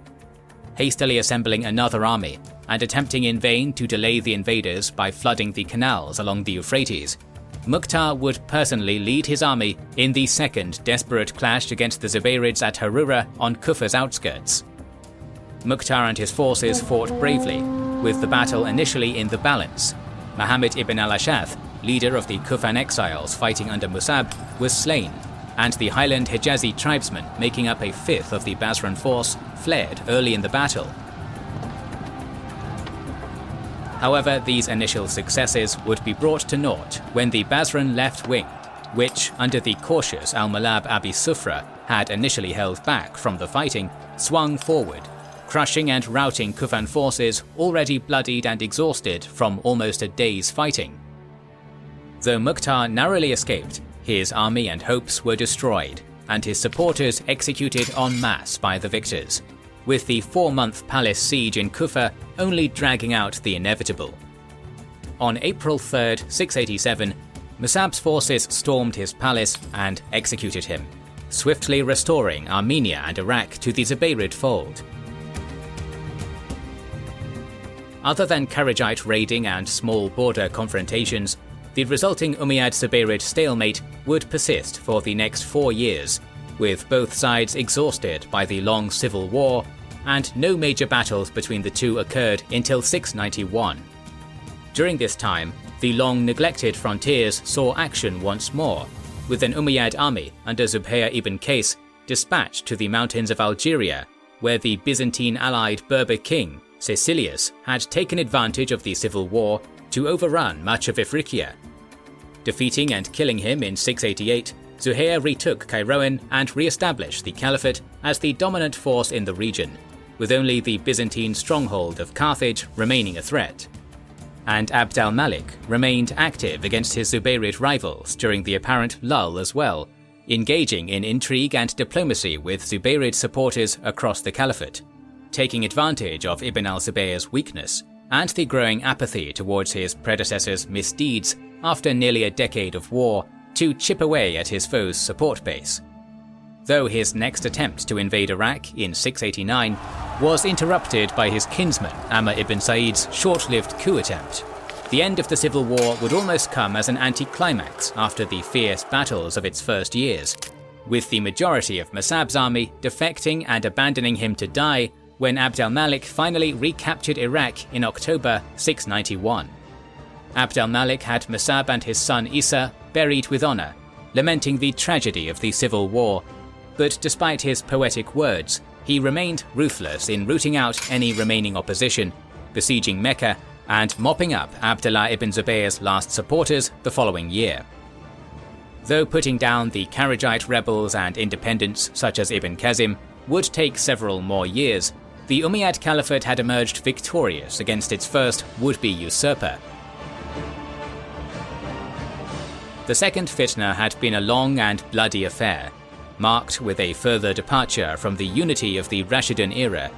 Even during the first fitna, the prospect of Muslims fighting Muslims remained a painful aberration, with concerted efforts at mediation preceding battles, and the conflict being brought into religious arbitration. But during the second fitna, the sectarian schisms arising out of the first, and the blood feuds that accompanied them, made violence and retribution all too easy to accept. But shaken though it might have been, the caliphate remained whole, with further victories still lying ahead in Africa, Asia, and even the unsuspecting Visigothic kingdom of Iberia. Following Ibn al-Zubayr's death and the surrender of his forces at the end of an 8-month-long siege of Mecca, the immediate aftermath of the Second Fitna would see Caliph Abd al-Malik dispatch armies to suppress the Kharijite uprisings that had been such a thorn in his would-be usurper's side. The Kharijite army ruling Yemen and Central Arabia had already begun to fragment and dissolve even before the Umayyad victory in the civil war, with their leader, Naji ibn Amir al-Hanafi, having been executed by his own disillusioned forces over his supposed secret negotiations with the Umayyads. Many of the Kharijites dispersed before the Umayyad reconquest, making for Persia or North Africa. With that said, the Kharijite remainder, led by Abu Fudayk, put up staunch resistance to General Umar ibn Ubaydallah's Iraqi army when they met in battle in Bahrain, driving back the Basrans making up the Umayyad left wing and seriously wounding Umar. However, they were held at bay by the Kufan right wing and the Syrian cavalry making up the center, then driven back to their camp when the Basrans rallied and returned to the fray. With the wind at the Umayyads' backs, the Kharijite camp was set alight, with the smoke and heat panicking horses and reducing the Kharijite defense to chaos. With Abu Fudayk slain on the battlefield, those of his followers that remained fled to the fortress of al-Mashaqqa, but with no relief or reinforcement coming, the walls of the ancient fortress did little more than entrap them. Lacking supplies, surrender came swiftly, and little mercy was shown, the mass executions of most of Abu Fudayk's followers ending the brief period of Kharijite dominance in Arabia in a grisly fashion. Though Kharijites still held sway in parts of southern Persia and would be behind further uprisings in the future, this would be their last major bid for power within the caliphate. A more serious challenge to the reunified Umayyad realm would come in the north, with the breakdown of the peace treaty with Byzantium. Under Emperor Justinian II's leadership, the Byzantines had not been entirely uninvolved in the caliphate's civil war, extorting tribute from the Umayyads and even taking control of Armenia from the Zubayrids. They also backed and supported uprisings of Christians within the divided caliphate. In the Nur Mountains, where Anatolia and the Levant meet, the Mardarite community had risen up along with thousands of escaped slaves in 688, launching raids into Syria and forcing the overextended Umayyads to make even greater concessions to quell a threat uncomfortably close to their seat of power. Though no major battles were fought, and it is unlikely this Byzantine involvement greatly impacted the civil war's course, Justinian II was able to secure a great deal of tribute, and more importantly, the Mardarites themselves, who were relocated to regions of southern Anatolia left depopulated by Arab raiding to help rebuild the Byzantine power base. However, while the relocation of the Mardarites was a major economic boon for the flagging Byzantine Empire, it also removed an obstacle from the path of a renewed caliphate offensive after the civil war's end. Surprisingly, despite the favourable terms of the 689 treaty, it was Justinian that broke it and made the first move, attempting to regain full control of Cyprus and its revenues after decades of shared ownership. This action could be seen as a defensively minded preemptive strike, with Justinian expecting Abd al-Malik to break it as soon as his strength was replenished. Or Justinian may have simply underestimated the caliphate's strength, hoping to secure even greater concessions after a battlefield victory. Either way, the renewal of hostilities quickly backfired for the Romans. Though precise dates are unclear, the later months of 692 saw two clashes take place: a smaller army of 4,000 invading Armenia under Uthman ibn al-Walid, and a push into Anatolia by the bulk of the remaining Umayyad armies under the Umayyad prince Muhammad ibn Marwan, a younger brother of the caliph. Both of these clashes would end in Umayyad victory. The latter and larger battle would see Muhammad opposed by the Byzantine general Leontios and a sizable but irregular army. The bulk of the force was composed of Slavs, recently conquered and relocated by Justinian from Macedonia to Opsikion, with a sizable tribute of soldiers among the terms imposed by Justinian upon their defeat. The forced resettlement of these Slavs did little to encourage loyalty, however, and at Sebastopolis, their leader, Nebulos, spurred by generous bribes, defected to the caliphate with the majority of his soldiers. The battle that had initially seemed in Leontios' favour swiftly turned into a crushing defeat, and in short order undid the years of gains the Byzantines had made during the Caliphate's civil war. Interestingly, the greatest damage to the Byzantine Empire to come as a result of Sebastopolis was dealt not by Muhammad ibn Marwan, but by Leontios. After his defeat to Muhammad at the Cilician town of Sebastopolis, Leontios was imprisoned as punishment by Justinian, who also harshly punished the remaining loyal Slavic soldiers for the battlefield defection of their kin, selling many families into slavery. These insults did not long go unavenged, though, as after Leontios was released in 695, he soon deposed Justinian through rebellion and seized power as emperor himself, setting off a period of instability that saw 6 emperors rise and fall in relatively quick succession over the next 22 years. On the home front, Abd al-Malik worked aggressively to consolidate power in former rebel strongholds. A figure of central importance during this period was al-Hajjaj ibn Yusuf, who rose to prominence as the leader of the Caliph's personal forces and became famous for his keen military mind. Following the second fitna, he was rewarded with the governorship of Yemen and the Hejaz, a major display of Abd al-Malik's trust for the general, given the lingering anti-Umayyad sentiments in the former Zubayrid power base. Though only in the position 2 years, al-Hajjaj swiftly reasserted Umayyad control through harsh, unforgiving leadership and displays of force that both helped cow the rebellious nobility of the Hejaz and allowed Abd al-Malik to demonstrate his mercy through occasional more lenient interventions. Leaving Arabia behind in 694, he was sent next to Iraq, taking over as governor of Basra and Kufa from the Umayyad prince Bashir ibn Marwan, and working to reassert control over a fractured and rebellious Persia, where he would soon find himself on the front lines of another rebellion. Meanwhile, on the western frontiers, expansion was beginning anew. While the Caliphate had been the dominant power in North Africa for decades, the continuing Byzantine presence in Carthage left their hold over the region tenuous at best.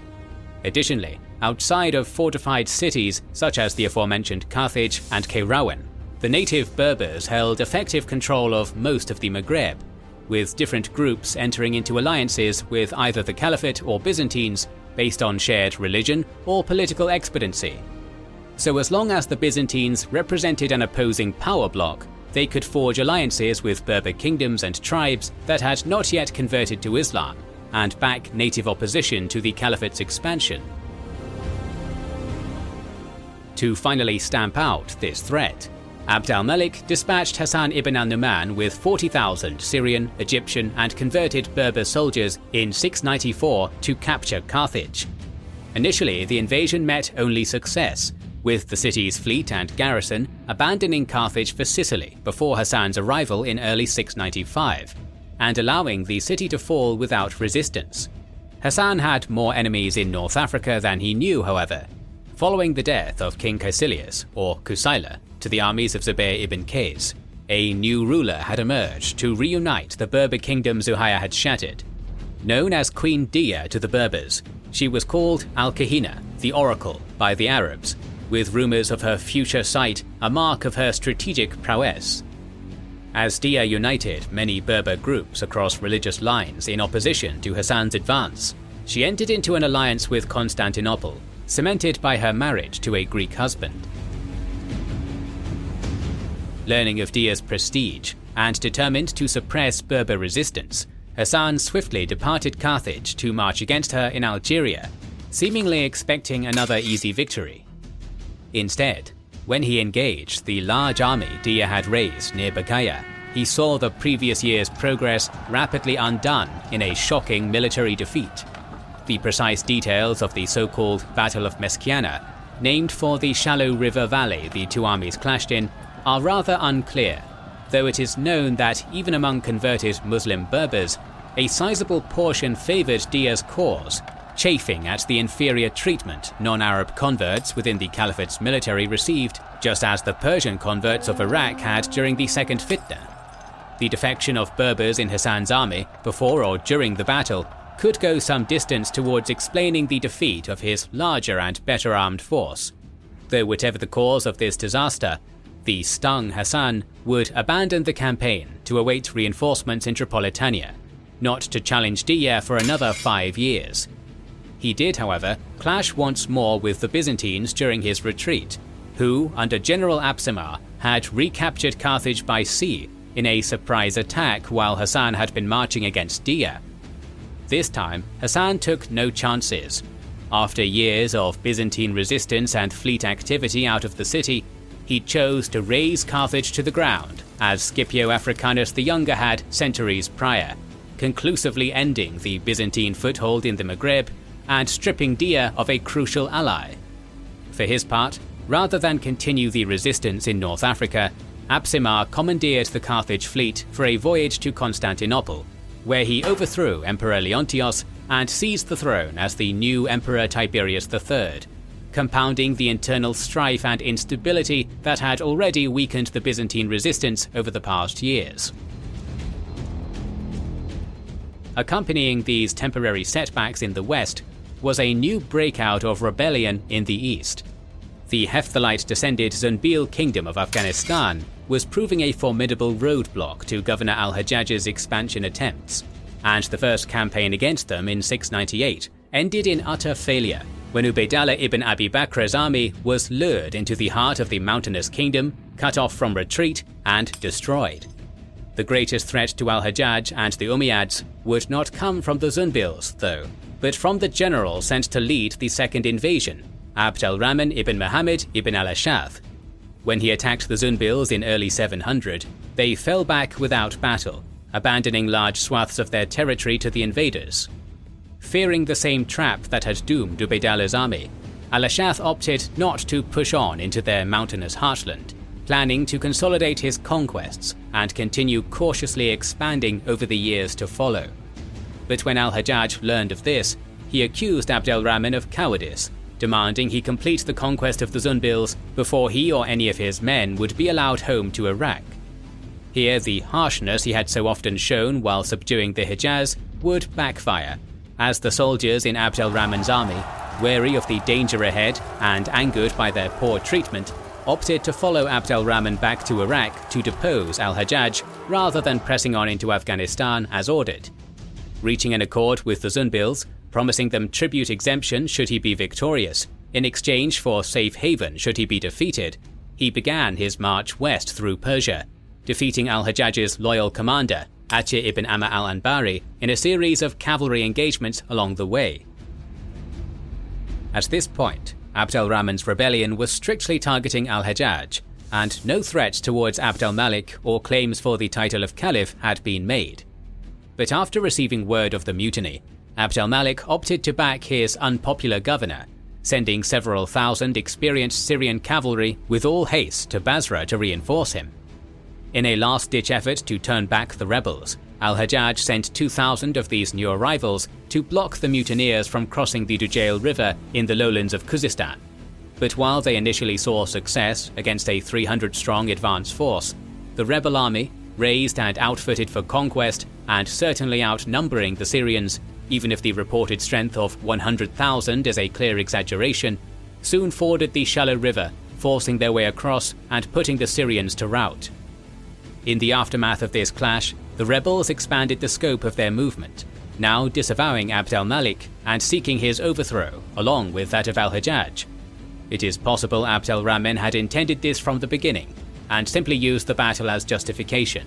But whether this was the case or not, he now represented a major threat to the overextended caliphate, with so much of Abd al-Malik's core Syrian army away fighting in North Africa.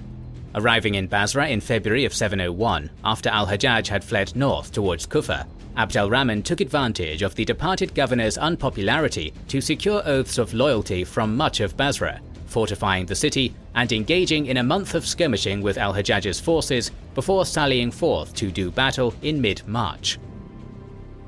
Initially, the Iraqis held the upper hand. Though the two armies met in the open, al-Hajjaj's loyal forces, drawn from the Qurayshi and Thaqif tribal confederations of the Hejaz and the Caliph's Syrian reinforcements, were soon forced to retreat to the defensive trenches they had prepared to foil the enemy's cavalry charges. Fierce fighting took place for most of the day, with the spearmen on al-Hajjaj's flanks falling back in disarray and the centre on the verge of rout. But on the very brink of defeat, an unexpected charge by Sufyan ibn al-Abrad al-Kalbi, leading the forces of Syria's powerful Kalb tribe, one of the few to remain loyal to the Umayyads at the start of the Second Fitna, impacted the Iraqis' right wing, the trench fighting breaking up formations and confusing their defense. With the pressure lessened, the Syrian and Hijazi forces rallied, splitting the Iraqi army in two and setting them to flight. Abd al-Rahman immediately retreating north with the Kufan soldiers and most of his cavalry, while one of his lesser commanders, Ibn Abd al-Muttalib, led the Basran forces in a 3-day fighting retreat before finally escaping al-Hajjaj's pursuit and taking off after his departed general. But despite this defeat and al-Hajjaj's subsequent recapture of Basra, Abd al-Rahman's mutiny was still a major concern for Caliph Abd al-Malik, especially once the people of Kufa rose up to depose al-Hajjaj's loyal overseer, Ibn al-Hadrami, and offer Abd al-Rahman their support upon his arrival. A year later, when al-Hajjaj marched north again after pacifying Basra and receiving further Syrian reinforcements, he found a greatly bolstered rebel army awaiting him outside Kufa. With both forces now wary of a decisive engagement, they each entrenched themselves on April 4, 702, with weeks of low-intensity raiding and probing attacks following.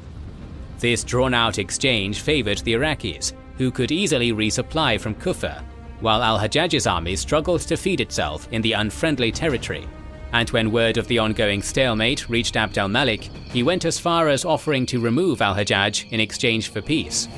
Yet surprisingly, Abd al-Rahman and his companions chose to refuse this offer, his army redoubling the pressure on al-Hajjaj's trenches with daily attacks.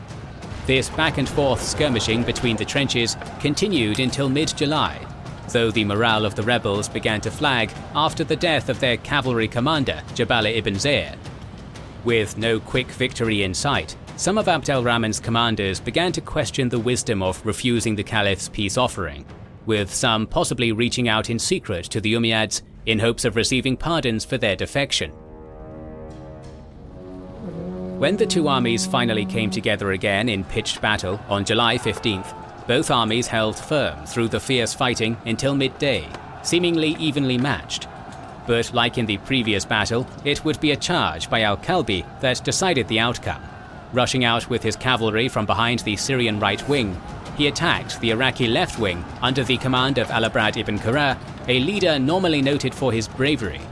Here, however, Ibn Qurra fell back in retreat almost immediately, leading to unconfirmed accusations in some accounts that his desertion had been negotiated with the Umayyads before the battle. With the collapse of the left wing, many in the rebel center began to flee as well, despite Abd al-Rahman's best efforts to rally a defense. After an impassioned call to arms from his pulpit, his commanders and some of the retreating infantry flocked to his side for a last stand, but with the tide of battle now firmly in their favor, the Umayyads simply showered him and his defenders with arrows rather than charge the well-defended trenches. With his position besieged and the battle lost, Abd al-Rahman fled east to the safety of the Zunbils, marking the end of his attempt on the caliphate. Back in the Maghreb, though seemingly unchallenged following her victory at Meskiana, Dia unwittingly planted the seeds of her own downfall by embarking on a scorched earth campaign in the territory she had driven Hassan from. Likely viewing the caliphate's renewed invasion as simply ambitious raiding, she may have hoped to dissuade them from returning by stripping the border regions of plunder, or to demoralize them further after their defeat with a display of brutality. Unfortunately, this move would quickly backfire, for many under Dia's banner, especially those who lived in the affected lands or used them for grazing, were angered by the wasteful and self-destructive action, and without the immediate unifying threat of the caliphate, Dia's Berber kingdom began to fragment. As these events are filtered through the interpretations of non-Berber outsiders, it is even possible the fragmentation had begun earlier, and what Arab observers saw as a scorched earth campaign was in reality an attempt to stamp out brewing tribal rebellion. Thus, despite her massive victory in battle, Dia would never reach Kairouan as her predecessor Caecilius had, with her dominance of the Maghreb reduced to little more than her homeland in the Auris mountain highlands by the time Hassan returned with reinforcements in late 702. Dia mustered what loyal forces remained to her, picking an advantageous battleground to await Hassan's arrival, Tabaka, on the coast north of the modern Tunisian city of Jendouba, where the Auris Mountains and Mediterranean Sea formed a natural choke point. The choice of the battlefield was sound. The terrain would constrain and hamper the numerically superior Muslim army, while the presence of the Byzantine fleet at Sicily prevented Hassan from simply bypassing the choke point by sea. Nevertheless, when the battle was joined early in 703, Dia would see first her army and then her kingdom shatter, with no more Byzantine gold to sway tribes to her banner, and with her actions having alienated most of the lowlanders. Many of those who had fought with her at Mesquiana deserted her or chose to join Hassan, now that the Caliphate was the only remaining power bloc in the region.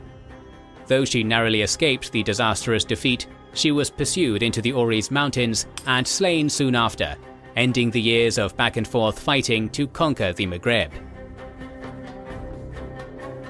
To aid in the rebuilding of the devastated region after Carthage's razing and Dia's scorched earth campaign, thousands of Coptic Christians were resettled from Egypt, taking up residence in newly founded Tunis to work in Hassan's new shipyards for the growing caliphate.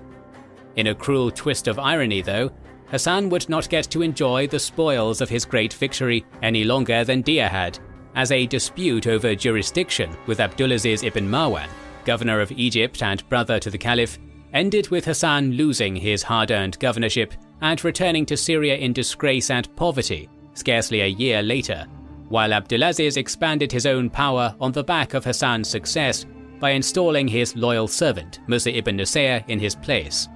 It was Musa, not Hassan, who would push west to the Atlantic coast in the following few years, converting and assimilating most of the Berber tribes in his path, and waging war against those that refused, finally standing poised for the next great conquest of the ever-growing caliphate, Visigothic Spain.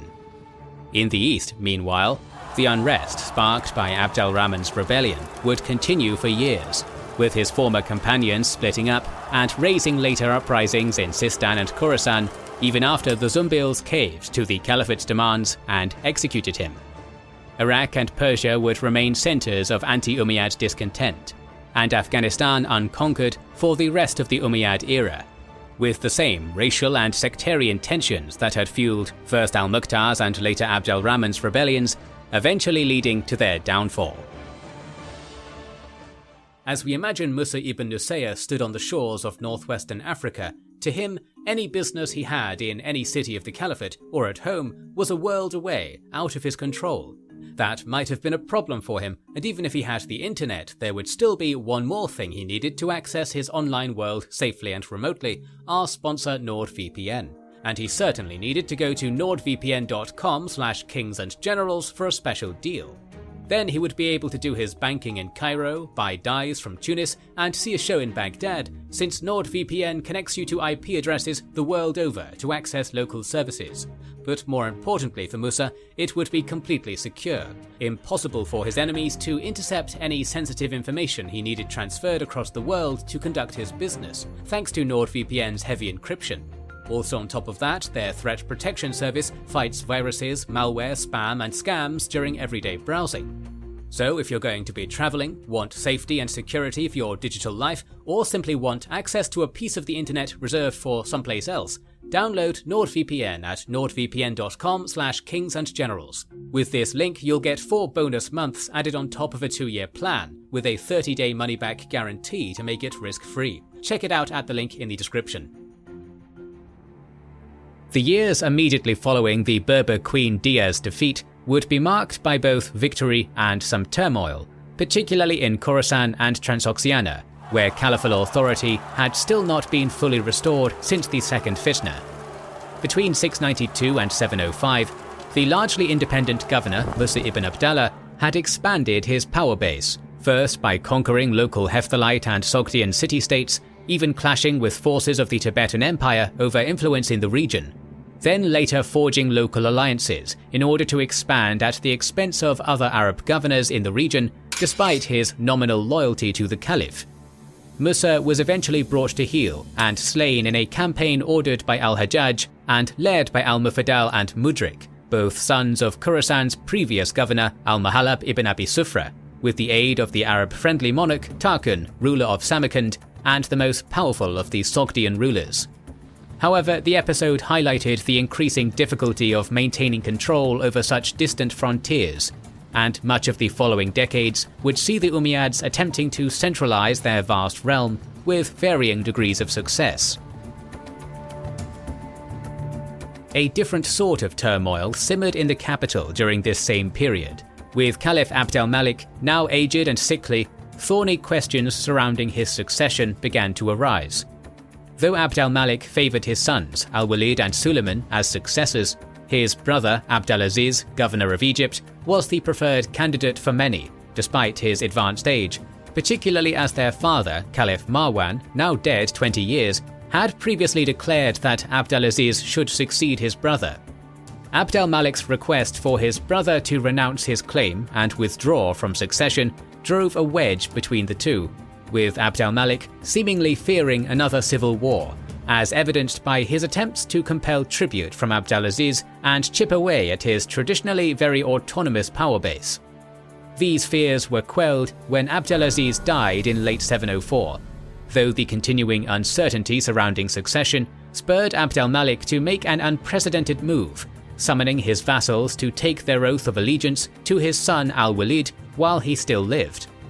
Though power in the Caliphate had now been dynastic for 24 years, swearing fealty to a designated heir before his succession marked a further departure from the elective tradition of the Rashidun and was disliked by many, with the respected judge and scholar Sa'id ibn Musayyib even being jailed and beaten for his refusal to swear the oath. Despite this dissatisfaction, al-Walid's reign would become one of the most successful of any Umayyad caliph, and he took the throne after his father's death in October 705 without serious opposition. New conquests would swiftly follow on three main fronts. In the east, Governor al-Hajjaj, a trusted companion and advisor to the new caliph, would grow ever more influential, ruling Iraq and Persia like a kingdom of his own, and appointing his own governors to oversee further expansion. The most significant of these frontier governors were Qutayba ibn Muslim, who replaced al-Mufaddal as governor of Khorasan and continued the conquest of Transoxiana, and Muhammad ibn al-Qasim, governor of Fars, who would oversee the greatest Arab victories in India to date. In the west, Musa ibn Nusayr ruled the frontier as governor of Afriqiya, with Visigothic Spain the next target of the Caliphate's unstoppable march. The first conquests of al-Walid's reign would be undertaken by Qutayba, who successfully took advantage of the feuding and conflict between the Sogdian principalities of the region to bring them into the Caliphate's sway. Tish al-Awar, ruler of Cheganian, was facing aggression from the neighbouring principalities of Shuman and Akron to the north, at the base of the Hisan Mountains. To preserve his throne, he offered his tribute and fealty when Qutayba's army arrived in late 705, lending his strength to that of the Arabs in their swift campaign against his rival princes and against Balkh, the power centre of the Turkaristan region. The disunity of the many princes of Transoxiana made it relatively easy for Qutayba to compel tribute from the region and bring it under the suzerainty of the Caliphate, though his power in the region remained a delicate balancing act, as demonstrated by difficult campaigns, such as his months-long conquest of Peykand, a mercantile city whose great wealth allowed it to attract soldiers and mercenaries from across Sogd to resist Qutayba for some time before its fall and brutal sacking. Indeed, he would be forced to wage several costly campaigns over the next few years, as individual rulers or small coalitions came into conflict with the new lords of the Oxus, with further fighting in Bukhara following Peykand's sacking. 706 also marked the beginning of a new set of hostilities against the Byzantines, undertaken by al-Walid's son Abbas ibn al-Walid and half-brother Maslama ibn Abd al-Malik. For the most part, resistance to these raids was on a local basis, the same Syrian Mahdites that had been resettled 2 decades ago by Justinian II, fighting without significant aid from Constantinople. One exception, and the largest clash during this period of hostilities, was the siege of Tyana, near today's Kemahisar, in either 706 or 708. Tyana was well fortified and a crucial strongpoint in the Cappadocian frontier, and Maslama's siege would not be an easy one nor a challenge the Byzantines could ignore. The past years of civil strife had not been kind to the Byzantine army though. Justinian II, whose overthrow at the hands of Leontios had set off the crisis, had since returned to power with the aid of the Bulgars and had embarked on a purge of any he saw as complicit in his downfall, or as threats to his recently regained throne. This purge had ended the lives or careers of many capable officers, with many hanged from Constantinople's walls, even as the war-weary empire needed their talents most. This purge, and Justinian's fear of a single military leader winning glory and prestige enough to overthrow him, meant that the relief army sent to Tyana was hampered by ineffectual and divided leadership. The 2 officers in command, Theodori Cartarucus and Theophylact Celebus, are recorded as jockeying with each other for authority and disagreeing on tactical matters, undermining the army's morale and cohesion. Furthermore, the poor state of the army showed in the presence of a sizable but untrained peasant militia making up a portion of the Byzantine ranks, a far cry from the well-organized system of themes normally entrusted with defense on the frontiers. In the end, the relief army's arrival would mean more harm than help for the defenders of Tyana. Not only did its disorganized attack on the besieging Arabs fail, with the Byzantines being routed with great loss of life, but the supplies seized from the relief force allowed the hungry besiegers to wait out the defenders until Tyana finally surrendered. Having suffered from significant supply problems through the winter, the Arabs would likely have otherwise abandoned the siege and withdrawn, but after a 9-month siege, Tyana finally surrendered, by most accounts in the spring of 709. Victorious, Maslama had the fortress razed and the bulk of the Mahdites resettled into Syria once more, leaving the Cappadocia region depopulated and defenseless. Following these victories, the Caliphate would enjoy 4 relatively peaceful years, with al-Walid appointing new governors and ensuring his authority as the new Caliph was recognized across his vast realm. However, the years 711 and 712 would see 2 major campaigns erupt almost 7,000 kilometers away from each other on opposite sides of the Caliphate. While on the western front, Musa ibn Nusayr and Tariq ibn Ziyad brought the might of the Caliphate to Visigothic Hispania, the topic of our next video, a recent string of failures in the east had galvanized al-Walid and al-Hajjaj to redouble their efforts in India. Sind had long been a base for pirates who preyed on vessels in the Indian Ocean. And of further concern was the sanctuary many Sassanid loyalists and various defeated rebels had received upon fleeing Umayyad territory for India. The apparent inciting incident for the campaign occurred when pirates seized 8 ships travelling from the kingdom of Anuradhapura in modern Sri Lanka, whose hulls contained jewels, pearls, slaves, and other gifts from King Manavama to the Caliph, as well as Muslim women on pilgrimage who were taken captive. Details on the first punitive expedition are scarce, but following the seizure of the ships and King Dihir of Sindh's refusal or inability to have them recovered from the pirates, Hajjaj petitioned a reluctant al-Walid for support in an invasion, which was finally granted. Led by a general named Bazail, 3,000 men sailed to the port city of Nerun near Pakistan's northern city of Hyderabad, before marching with a vengeance on the prominent pirate haven of Dibal. The garrison and local forces would crumble rapidly before the small Arab army, but this initial victory would last only until the arrival of Prince Jasir of Sindh with 4,000 men, mounted on camels and accompanied by war elephants. Though the Arabs fought valiantly, the elephants drove many of the Arab cavalry's horses to panic, including Bazail's own steed, leading to the general's death and the defeat of his already outnumbered army. Dihir and Sindh's victory would be very short-lived, however. Even before the launching of the second invasion, cracks were beginning to show in the kingdom. Fearing another invasion, the governor of Nerun began paying tribute to al-Hajjaj, a sign of the breakdown in central authority in Sind that had allowed the kingdom to become such a haven for pirates, and which would later see the caliphate gather significant support from within its borders.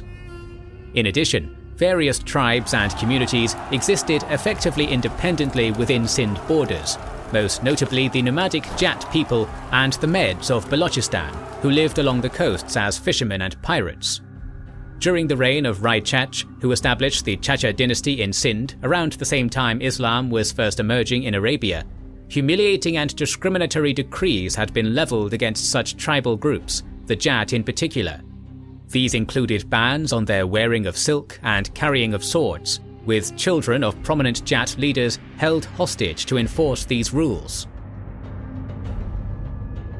By the time of Al-Walid and Tahir, these grudges still ran deep, but the Crown of Sind seemingly no longer had the power or authority to control its coasts or its populace, leaving large minority populations and disloyal vassals within the nation ready to take up arms against the state at the first showing of weakness.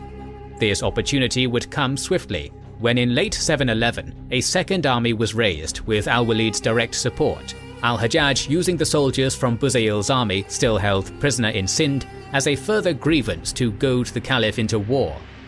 Under the leadership of Muhammad ibn Qasim, the still teenage governor of Fars and al-Hajjaj's brother-in-law, and counting 6,000 horsemen from the caliphate's core Syrian army, an equal number of camel-mounted irregular warriors joining at Shiraz, and a further 3,000 at Makran, led by the province's elderly and sickly governor Muhammad ibn Harun, this army would greatly outnumber Buzayl's. And though his family ties and personal loyalty to al-Hajjaj seem to have contributed more to the young governor's selection as leader than his military experience, particularly with al-Hajjaj having suffered near defeat at the hands of one rebel general already, he would rapidly prove his skill as a commander in the years to follow. From Makran, the army marched into Sind with a vengeance, first conquering the Balochi city of Armanbale, today's Bela, Pakistan. Despite his youth and his larger army, Ibn Qasim proceeded with greater caution than Buzayl had, wary of the Sind prince's army that had foiled the first expedition, and constructing a series of fortified camps as he advanced to guard against ambush. Reaching Dabal on October 28, 711, ships arrived to unload fast siege engines and catapults, along with frequent correspondence from al-Hajjaj, and the ever-cautious commander dug trenches around the besieged city to guard against any relief army or sortie before beginning a bombardment. While the 13th century Chachnamaz account of the siege to follow is rather fanciful, featuring a magical battle standard that rendered the city unconquerable until its flagpole atop the temple was shattered by a catapult stone, among other obvious embellishments, the basic overview of the brief siege is simple enough.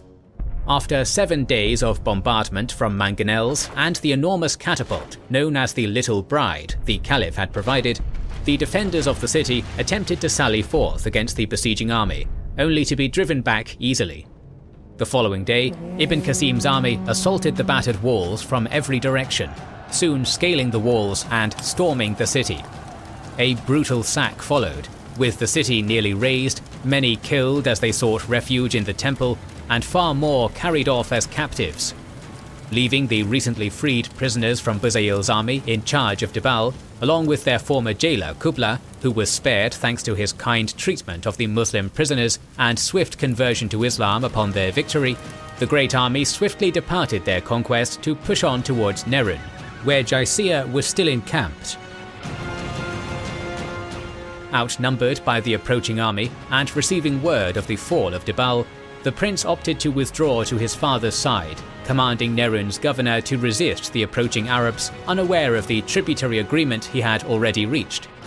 When Ibn Qasim arrived in Nerun soon after Jasir's departure, he found no resistance, instead being allowed to rest and resupply, while Jat and Med tribespeople, hostile to the Chach monarchs and hearing word of Qasim's victory, flocked to his banner. From here, he first went northwest along the west bank of the Indus, conquering Sewan with little more difficulty than Debal, despite the stubborn defense of its leader Bechera, cousin to King Dahir. After another week-long siege, its citizenry, frightened by tales of Debal's raising, favoured surrender, eventually driving Bechera out in order to do so. A few days later, at Badia, Bechera attempted another stand after fleeing Sewan's fall, joining that city's headman, Karakotak, to launch a night attack against the encamped Arab army. 1,000 of his best warriors split into 4 groups for the raid, under cover of darkness, backed up by Jats loyal to Sind. Confused orders would see the nighttime attack come to naught, however, with the 4 groups failing to properly coordinate in the darkness, some becoming lost and failing to reach the Arab army, while the rest were discovered and driven away by the alert sentries of the well-fortified camp. In the aftermath of this defeat, Karakotak submitted to Ibn Qasim as so many of Dahir's vassals had already, while Bechera and his loyalists were slain, bringing almost the whole of Sind west of the Indus under the sway of the Caliphate. The true test would be the crossing of the Indus, however, and here Qasim's army, camped at Kahal, began to face difficulties. Dahir and Jasir stood ready on the opposite bank, the 2 armies at times within bowshot of each other, guarding against a crossing. Despite nominally commanding the loyalty of the nearby conquered cities, Qasim's position was still tenuous, based on a fear that the loyalty might fade if the conquerors showed too much weakness.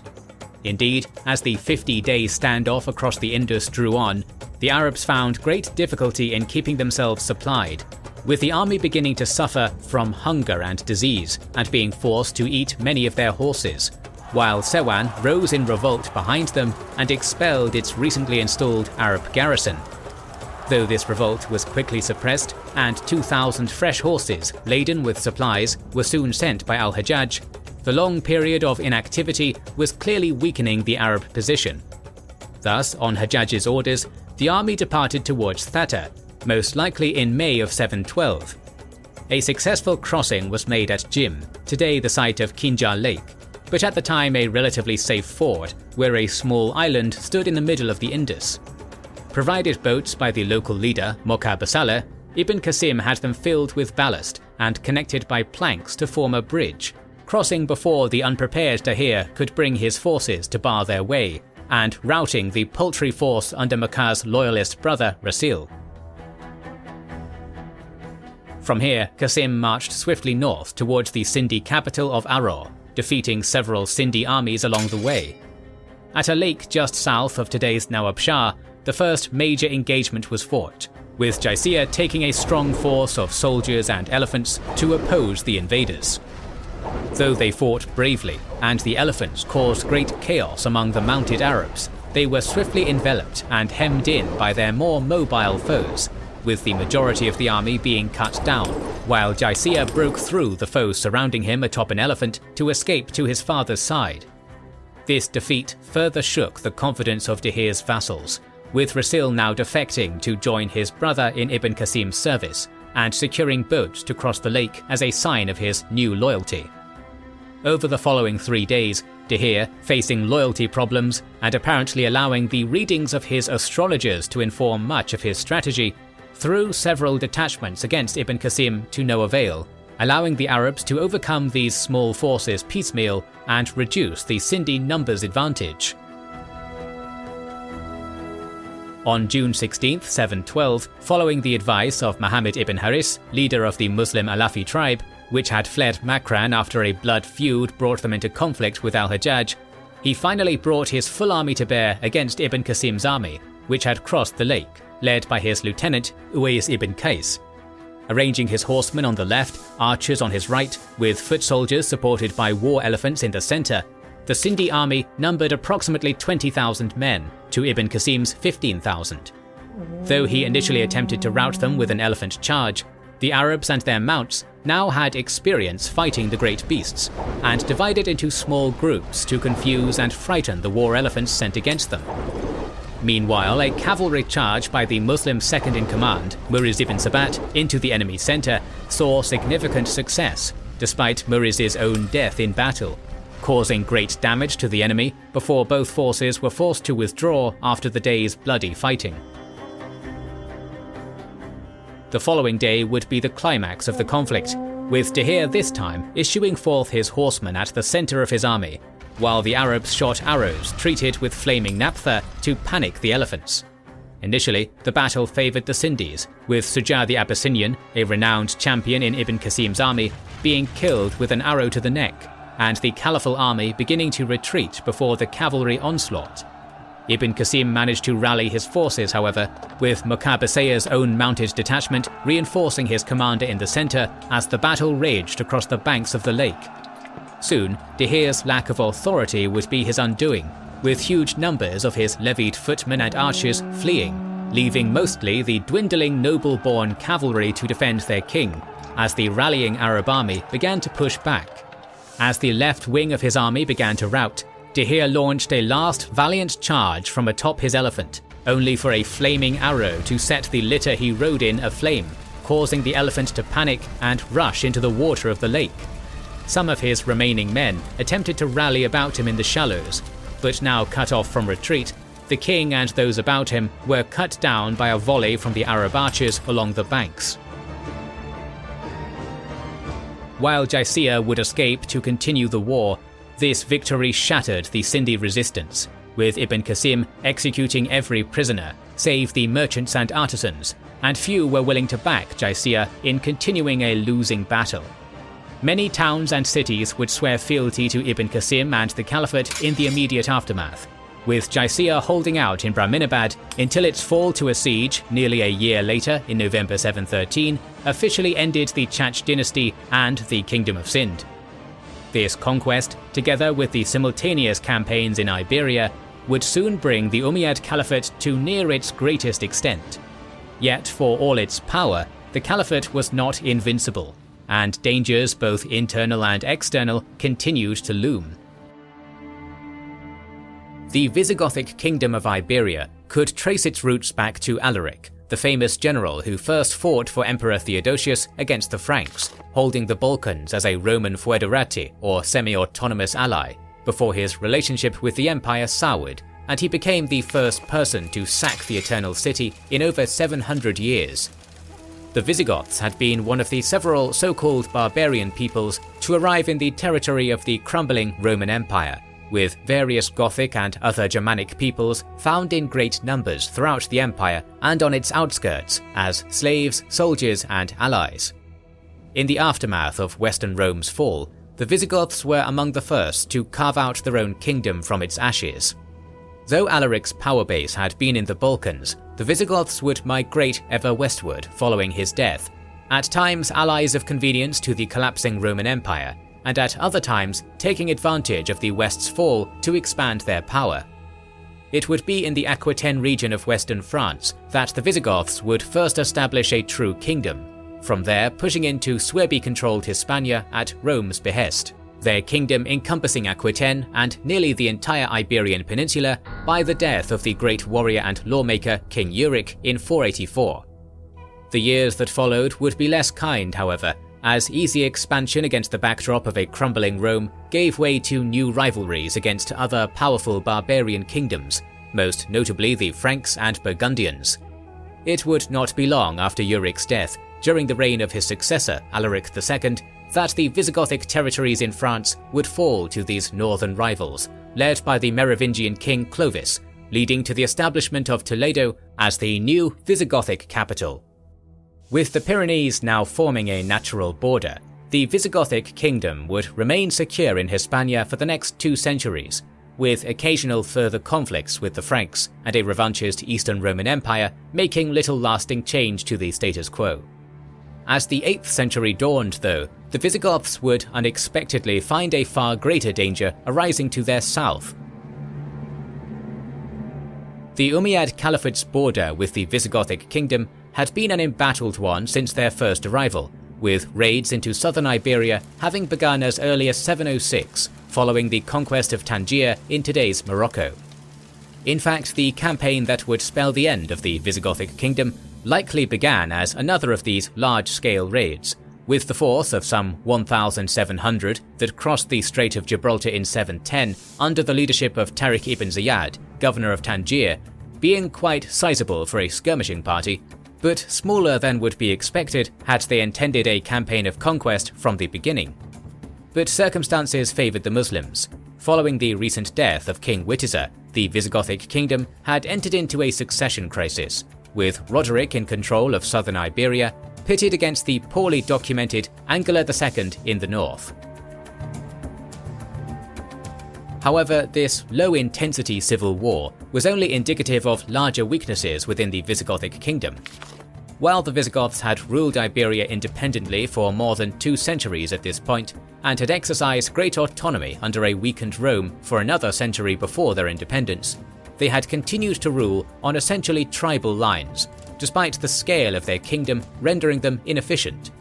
The feudal systems that would allow later kingdoms to efficiently raise armies through local vassals did not yet exist in Iberia, and while the landed aristocratic class of the Roman period had essentially merged with the Visigothic conquerors to form a unified ruling class, the ethnic Visigoths that still made up most of the readily available warriors the various Visigothic chiefs could draw on made up only a very small minority in the larger kingdom.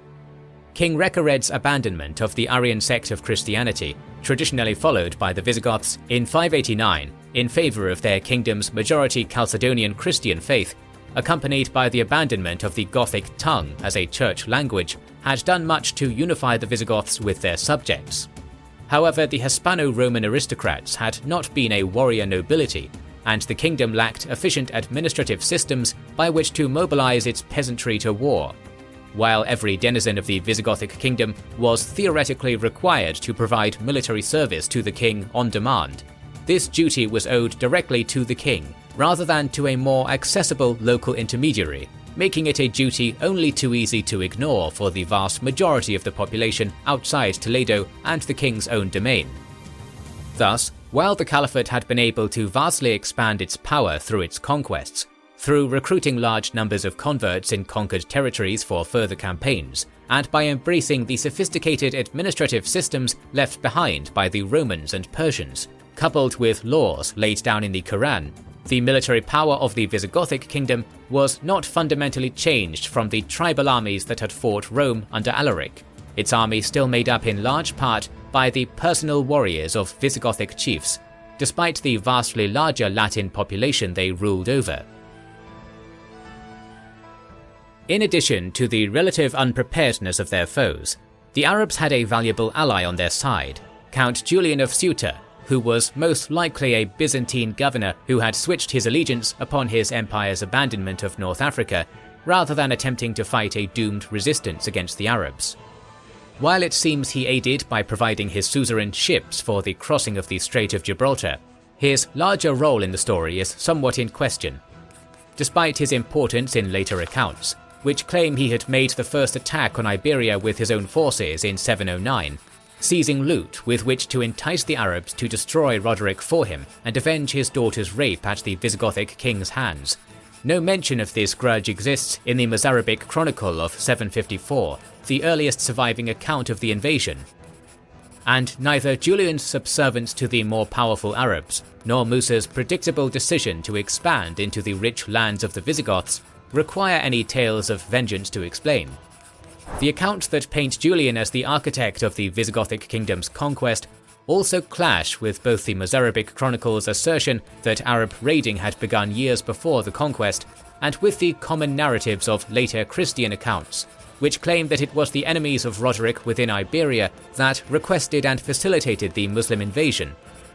While any of these stories might be at least partially true, they are likely irrelevant. With North Africa subjugated and inhospitable, with difficult-to-traverse desert to the south, the Caliphate's invasion of Hispania was an inevitability whether Roderick was guilty of raping Julian's daughter or not, and Julian would have been compelled to support Musa as a caliphal vassal with or without any personal grudge.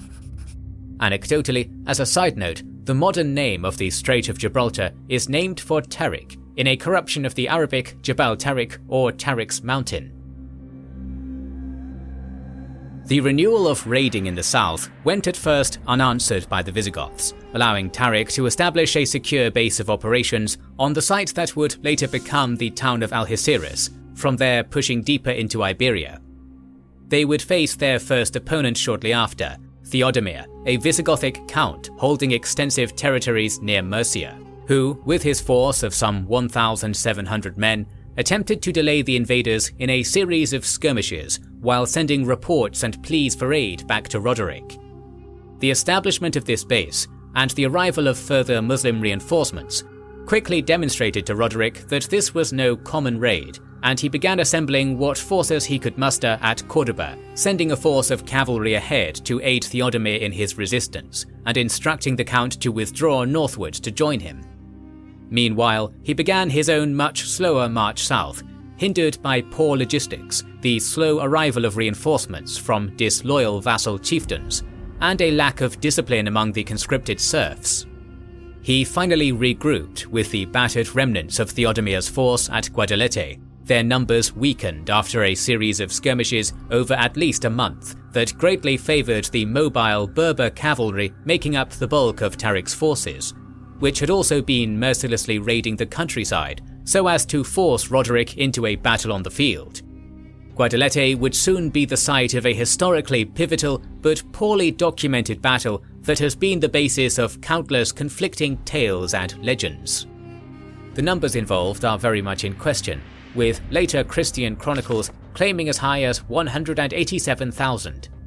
Though the number given for the Muslim forces in the Mozarabic Chronicle, 7,000 in Tariq's initial landing force, with 5,000 reinforcements, bringing the total to 12,000, is likely at least significantly inflated as well, it is at least plausible considering the readiness of converted Berbers to join Musa's forces across subjugated North Africa. No figures are given for the Visigothic forces under Roderick, save a similarly unlikely 100,000 claimed by later Arab chronicles. The defenders did most likely outnumber the invaders, with over 30,000 in the highest modern estimates, though given the previously mentioned challenges in mobilizing their Hispano-Roman subjects, even a number half this large is likely generous. But they face problems of disloyalty that undermined their small numbers advantage. Some recurring themes found in both Muslim and Christian sources may shed some light on the events of the Bloody July Day. The previously mentioned Mozarabic Chronicle of 754, though a useful source for information on the Visigothic kingdom's history and politics, mentions the Battle of Guadalete only in passing and elaborates little on the tactics involved. It does, however, make it clear that many of the more powerful Visigothic tribal leaders had only feigned their support when accompanying their king to battle, intending to lead Roderick to his downfall and claim the throne themselves. And while later accounts are of questionable reliability, this general narrative of betrayal surrounding the kingdom's fall remains a constant. Some accuse Roderick of having had Witiza assassinated in a coup attempt, while many other accounts are quite hostile towards Witiza and his line as a result of the late king's anti-clerical policies, with villainization of Witiza growing harsher and more common as time passed.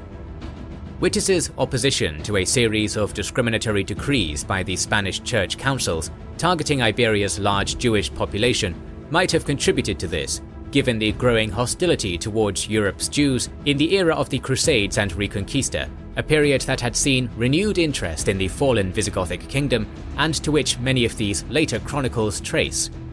Many of these chronicles even suggest that two sons of Witiza, seeking to claim their father's throne, had invited the Arabs into Iberia, or that Iberia's Jews had used their close ties to the Jews of North Africa to do the same, seeking an opportunity to end their long suffering under the harsh anti-Semitic policies of the Visigothic kingdom and its church, which since 694 had even allowed for any Jew refusing baptism to be enslaved. Neither story seems likely, especially considering Witiza was unlikely to have been older than 25 himself when he died, making any children he might have had rather young for such scheming. But whatever the case, if anyone had hoped to take advantage of the Muslim incursion to claim the Visigothic throne, they would be very disappointed.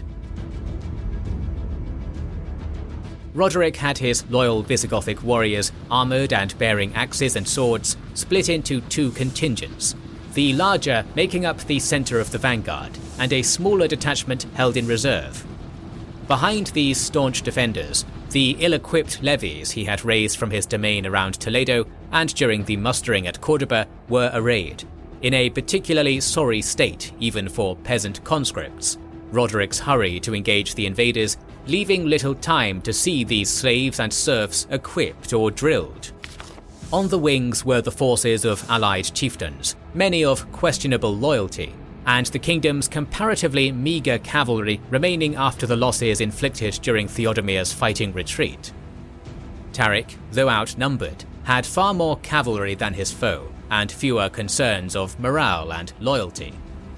Though the majority of the Arab warriors that had come forth from Syria to conquer North Africa had either returned home or remained behind with Musa, he had a strong contingent of heavily equipped Arab cavalry making up his army's centre, with Berber and Arab infantry behind them, while Berber light cavalry on the wings and in the rearguard made up the bulk of his army. Accounts vary greatly, but it would seem that the first 2 days of fighting remained more or less in the balance, with both armies suffering mounting casualties and with greater Visigothic numbers seemingly giving them the edge at first.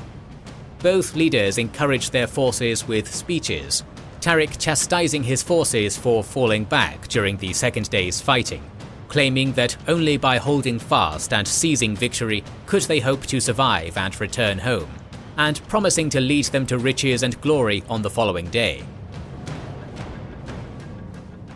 When the third day's fighting began, Tarik would prove true to his word, personally leading his heavier cavalry in a charge that broke through the Visigothic warriors making up Roderic's centre. With the enemy vanguard depleted by 2 days' fighting, Tarik's cavalry soon found themselves with nothing but scattering serf levies between them and the enemy leaders and rearguard, with the Muslim infantry taking advantage of the breach and following closely behind. The circumstances of the following rout are unclear. A Visigothic leader slain early in the charge seems to have been mistaken by the Muslims for Roderick, starting a false rumour of the king's death that hastened panic and desertion in an army already held together by very little. Some accounts claim that much of the Visigothic cavalry under Bishop Oppa, a possibly illegitimate son of Witus's father and predecessor Egica, defected to Tarik as part of a prearranged betrayal, and while this claim is rather doubtful, it is clear that many did desert the king as the tables began to turn. A general rout soon followed, as the levies broke and the Berber cavalry charged the enemy flanks, running down fleeing soldiers. Though Roderic's personal forces put up a staunch defence despite their broken lines, inflicting sizable casualties, the premature rumour of the king's death would soon prove to have come only a few hours too early, and by the fierce battle's end, the king and a sizable portion of the Visigothic nobility had been slain. Though nearly 3,000, close to a quarter of the Muslim force had been among the casualties, losses had been far greater for the defeated Visigoths, and their kingdom would not long outlive their fallen king. With the Visigothic kingdom so reliant on the military dominance of its ruling minority, and commanding little loyalty from its subjects, this single crushing defeat effectively spelled its end. Tarik was quick to march to Toledo in the aftermath, where Oppa, who does not in fact seem to have been present at Guadalete despite later claims of his battlefield betrayal, had taken the Visigothic throne. Oppa would prove a ready collaborator with the conquerors, aiding them in capturing and executing many of the remaining Visigothic chiefs and nobility as they made to flee the capital. 712 would see Musa cross the strait with another army to join his victorious underling in pacifying the remainder of Iberia, with Tarik's army splitting into 4 in order to more swiftly overcome what little scattered resistance remained. Some cities would put up spirited defences, with Seville requiring a 3-month siege and Merida 5 for Musa's army to capture, and with Seville even rising shortly in late 713 in a rebellion crushed by Musa's son Abdelaziz. However, the Visigoths' unpopularity in the urban centres, such as Cordoba, left many ready to accept their new conquerors, and even the Mozarabic Chronicle, though quite hostile towards the Arabs, makes note of Cordoba's flourishing after its later establishment as the capital of the new caliphal province of Al-Andalus in 716.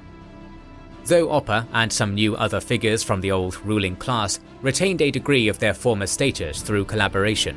there would be no more Visigothic kings, and their lines quickly fade into obscurity. If Oppa, Angela, or any others had indeed conspired with the Muslims to take the throne, their ploy had failed, with the Visigoths being assimilated into the larger Iberian Christian population and their power broken.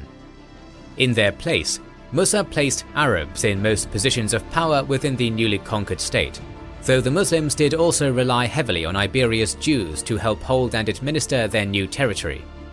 With the harsh restrictions put in place by the Visigoths lifted, Jewish communities were among the most eager in accepting the change of rulership, and many Jews rose to positions of prominence as advisors and officials under the comparatively even-handed governance of early Al-Andalus. However, this story would end in tragedy even for many of the victors, and Musa and Tariq would not enjoy the fruits of their success for long. By 715, they had completed the initial conquest of the peninsula, overrunning the lands of the Basques and the northern territories held by Angela, who disappeared from the record, making his supposed collaboration with the Arabs unlikely. But just as Musa had himself taken power in North Africa after the political disgrace of its conqueror, Hassan ibn al-Numan, Tariq and Musa, by this point feuding with each other over the spoils and glory of the conquest, a precursor for more Arab-Berber hostility to come, would be summoned to Damascus by a sickly and aging al-Walid, only to find the Caliph already on his deathbed upon their arrival, and his brother Suleiman the acting monarch. Mired in a rocky succession, with al-Walid having backed his son Abdelaziz ibn al-Walid for the throne, Suleiman ordered Musa to delay his triumphant entrance into Damascus until after al-Walid expired and he properly became Caliph. In doing this, Suleiman hoped to claim some of the glory of the conquest to inaugurate his new reign. Musa refused, however, entering and dedicating his victory and the spoils to al-Walid. This did little to ingratiate him with Suleiman, with predictable results after al-Walid's death less than a week later. Tariq and Musa were both first stripped of their wealth, then disgraced and publicly paraded as traitors, ostensibly in response to Musa's complaints towards the confiscation, but in all likelihood an inevitable part of the broader crackdown on al-Walid's governors and loyalists that took place upon Suleiman's inauguration. The two conquerors of Al-Andalus would live the rest of their lives in obscurity, while Musa's sons, Abdelaziz and Abdullah, left behind as governors of Al-Andalus and Ifriqiya respectively, would both be killed on the Caliph's orders.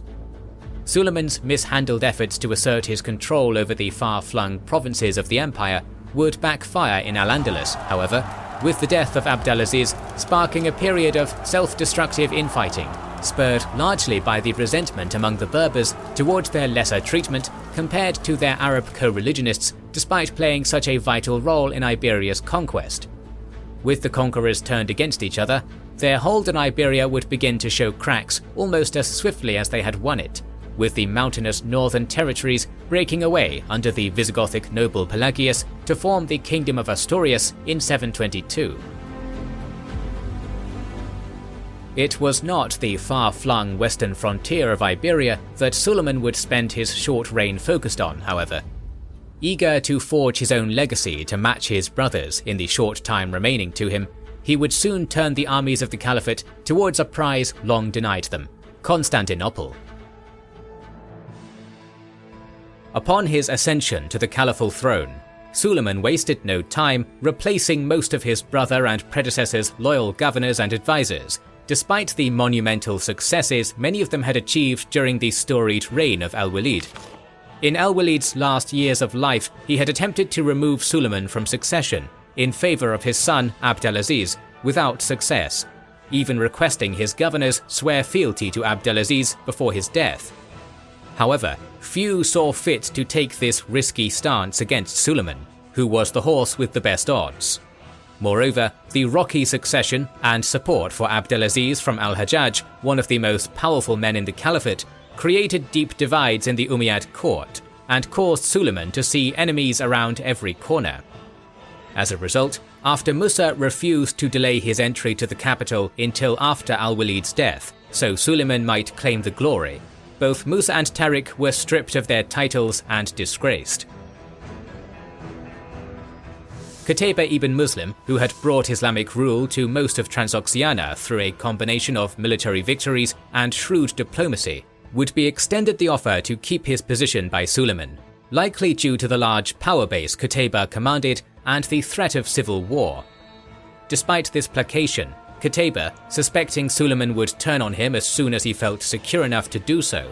and resenting the appointment of his longtime rival Yazid ibn al-Muhallab as the new governor of Iraq and Persia, denounced Suleiman as illegitimate and rallied his troops against the new caliph. Unfortunately for Qutayba, his position had never been as powerful or secure as al-Hajjaj's, and his attempt to raise his army in rebellion against Suleiman caused many of his soldiers, particularly his fellow Arabs, to betray and kill him under the leadership of Waki ibn Abi Sud. Although Waki would take over as governor of Transoxiana, the following years would see many of Qutayba's successes in the region reversed in a string of defeats and rebellions, and Arab control of Transoxiana would remain unstable for decades to follow. Meeting a similar end would be the famous conqueror of Sind, Muhammad ibn al-Qasim. As another ally of al-Hajjaj's who had opposed Suleiman's ascension, Ibn al-Qasim was removed from power by Suleiman and promptly placed under arrest by his replacement as governor of Sind, Yazid ibn Abi Kabsha, and sent to Ibn al-Muhallab's custody to be tortured and executed. Recently conquered Iberia would also see a similar power vacuum created with the execution of Musa ibn Nasir's two sons, the governors of Ifriqiya and Al-Andalus, leading to a period of the same self-destructive infighting. Meanwhile, Ibn al-Muhallab quickly stepped into the powerful role al-Hajjaj had long filled and prepared for new conquests in the east. With anarchy reigning in the caliphate's distant western frontiers, Suleiman's focus was far closer to home. For a caliph looking to make his mark on history, no possible victory could outshine the conquest of Constantinople, a city that had already beaten back a 4-year siege under Caliph Muawiyah and was supposedly the focus of prophecies from Muhammad himself. It would seem preparations for the siege had already begun before Suleiman's ascension as caliph, either under the orders of al-Walid directly or during the period in which Suleiman served as acting ruler for his dying brother. Hardly surprising, given the years of frequent coups and turmoil that had weakened the Byzantines during al-Walid's relative golden age. During al-Walid's later years, Arab raids had penetrated ever deeper and more brazenly into Anatolia, with his sons al-Abbas and Marwan ibn al-Walid and his half-brother Maslama ibn Abd al-Malik penetrating north of the Taurus Mountains in 711 and 712, conquering Misthea in the Laconia region, and raiding as far as Amasya and modern-day Chankara along the Black Sea by 715. By contrast, the Romans in the same period saw 3 emperors deposed in coups. With Suleiman spending the year 715 consolidating his hold on the caliphate and building his strength, it would be in 716 that one of the single largest expeditions in caliphal history would be launched, with a land army under the command of Maslama, the brother of Caliph Suleiman, supported by a fleet under Umar ibn Halbrayra al-Hazari. Wielding the resources of a caliphate which was far vaster than the greatly weakened Roman Empire, the odds seemed stacked far more firmly against the Romans. Unfortunately, the vast expedition assembled by Suleiman and Maslama shared one major weakness with Muawiyah's earlier invasion: a reliance on collaboration with Roman rebels. Muawiyah had counted on the rebel Armenian general Saborios, then in control of much of Anatolia, to supply and aid his army in the march to Constantinople, only for his untimely death to undermine years of planning, stranding the first Arab expedition in hostile territory without supplies or allies, starvation and attrition defeating them more surely than the armies defending Constantinople's walls or the Greek fire devastating their fleets in the Bosphorus. Maslama, seemingly hoping to avoid the Herculean task of besieging and storming the Theodosian walls of Constantinople, planned to avoid having to take the city by force by getting directly involved in Byzantine politics, taking advantage of the civil strife and frequent palace coups that had weakened the Eastern Roman Empire by backing his own claimant to the Byzantine throne, the strategos Leo the Isaurian, whose role in the lead-up to the siege varies somewhat between Roman and Arab accounts. In the Roman narrative, it is Suleiman ibn Mu'ad who first reaches out to negotiate with Leo, and who first raises the possibility of Leo taking the throne while besieging Amorion, offering to lift his siege and spare the city if they would accept Leo as their emperor. According to this tradition, Suleiman intended to capture Leo, knowing of the strategos' enmity for Emperor Theodosius, who had taken power in a coup in May of the previous year, and convince him to take the throne with Arab backing and lead the empire into submission and vassalage. Yet despite holding correspondence with first Suleiman and then Maslama, in the Roman narrative, Leo never falls into Arab hands or forms any pact with the invaders. Escaping their net through trickery, he rallied the defences of the countryside behind him, foiling Suleiman ibn Mu'ad's advance force, before seizing control of the empire from the weak and unpopular Theodosius on his own, after capturing the royal household with his army at Nicomedia. In contrast, the Arab narrative has Leo reach out to Caliph Suleiman to negotiate, deceitfully assuring him that he will deliver Constantinople into Arab hands. Though either account could be somewhat falsified, the level of trust Maslama shows to Leo later in the siege would be highly surprising had their initial interactions been so short and hostile, as claimed in the account of Theophanes the Confessor, suggesting at least some arrangements had been made between the two, whether the Arab accounts are fully truthful or not. It should be noted that the dates are also slightly inconsistent between these two accounts, with the history of al-Tabari placing the siege somewhat earlier than Theophanes the Confessor. While both provide valuable insight, the latter provides more consistent dates and is far closer to being contemporary with the events enclosed, with the following dates primarily being those given by Theophanes. In either case, the winter of 716 would end this first stage of the campaign, one which saw modest Arab gains in Anatolia, the overthrow of an emperor, and a great deal of underhanded dealing, but little in the way of direct engagement of the two armies. The year had been a more active one in the east, although on this front the Arabs met with little success. Yazid ibn al-Mahalab attempted a large-scale invasion of Jurjan and Tabaristan, the seat of the Dayyubid dynasty, and the last of the independent vestiges of the Sassanid Empire, which had thus far kept its old rulers at the cost of paying tribute to the Caliph. Initially successful, he captured the town of Dihistan by siege, with a large massacre ensuing, strengthening his reputation for brutality and causing the region of Jurjan to capitulate without resistance and accept an Arab governor. Continuing west into Tabaristan, Yazid would see less success. The ruling Spabed Farrukh Khan the Great appealed to his eastern neighbours in the Dailam region for military aid and used the narrow mountain passes to hold off Yazid's much larger army. His army fell back, seemingly beaten in their first clash, only to lead the Muslims into an ambush where they were pelted by arrows and boulders from higher ground and forced to withdraw.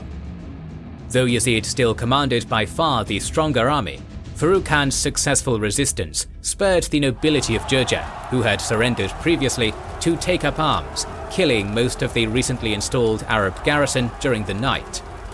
With his supplies now cut off and hostile forces at his back, Yazid was forced to sue for peace, using the threat of renewed invasion to secure an increased tribute, but failing entirely in his mission of conquest despite the vast resources at his disposal. In Transoxiana, Waki ibn Abi Sud had failed to inspire the same respect among the locals Qutayba had, leading to turmoil and the gradual loss of caliphal control over much of the region. However, Waki's main focus seemed to be a growing rivalry with Yazid, rather than on keeping order in his province. After wintering in Cilicia, Umar would take to the sea again in 717, holding the dominant position in the Mediterranean, but still wary of facing Greek fire in the Bosphorus, while Maslama would finally reach Constantinople's walls in June. Perhaps learning from past failures, Maslama's army had brought vast stores of food to last them a long siege, with more being ferried to them from Egypt and Syria under the protection of Umar's fleet, with transport vessels and dromon warships travelling in a convoy system for protection. To demonstrate his forces' commitment to the siege, no matter how long it should take, Maslama had forbidden his forces to eat from the rich stockpile of provisions they had brought, instead building low walls and wooden houses for the besiegers around the city, and sowing crops in the ground to sustain them. Feeding themselves by plunder and soon by their own harvests, Maslama's massive besieging force was transformed almost into a small city of its own, and looked well prepared to weather the bitter winter approaching. But according to the Arab accounts of the siege, Leo and Maslama remained in negotiations at this point. Leo still feigned allegiance to the Umayyad prince, and claimed he was doing his best to convince his subjects to surrender. In the main version of the tale, Leo claims that Constantinople's inhabitants would surrender in exchange for the Arabs' food stores to feed their trapped and hungry citizens and demonstrate the truth of Maslama's promises of safety in exchange for submission. When Maslama agreed, they looted the Arab army's stores and crops by night before returning to their defenses in the morning. In another version, Maslama even burns his own supplies on Leo's insistence that Constantinople would surrender without a battle if convinced Maslama was preparing for a major assault.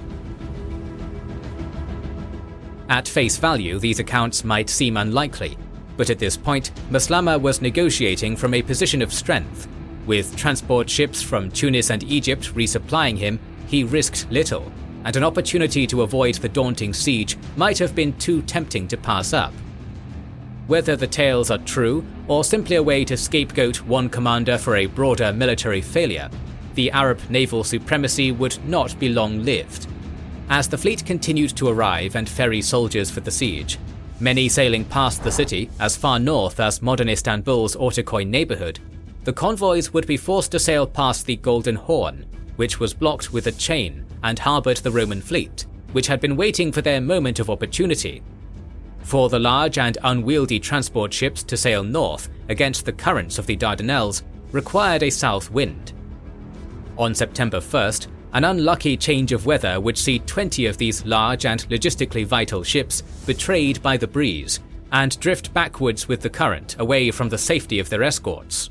The Roman fleet wasted no time, sailing out from the Golden Horn to bathe them and their crews in liquid fire, a harsh blow with a cold winter approaching and a hit to the morale of the Arab fleet. In the historian Al-Tabari's words, the besiegers were forced to eat everything but dirt, suffering greatly over a cold winter outside the city.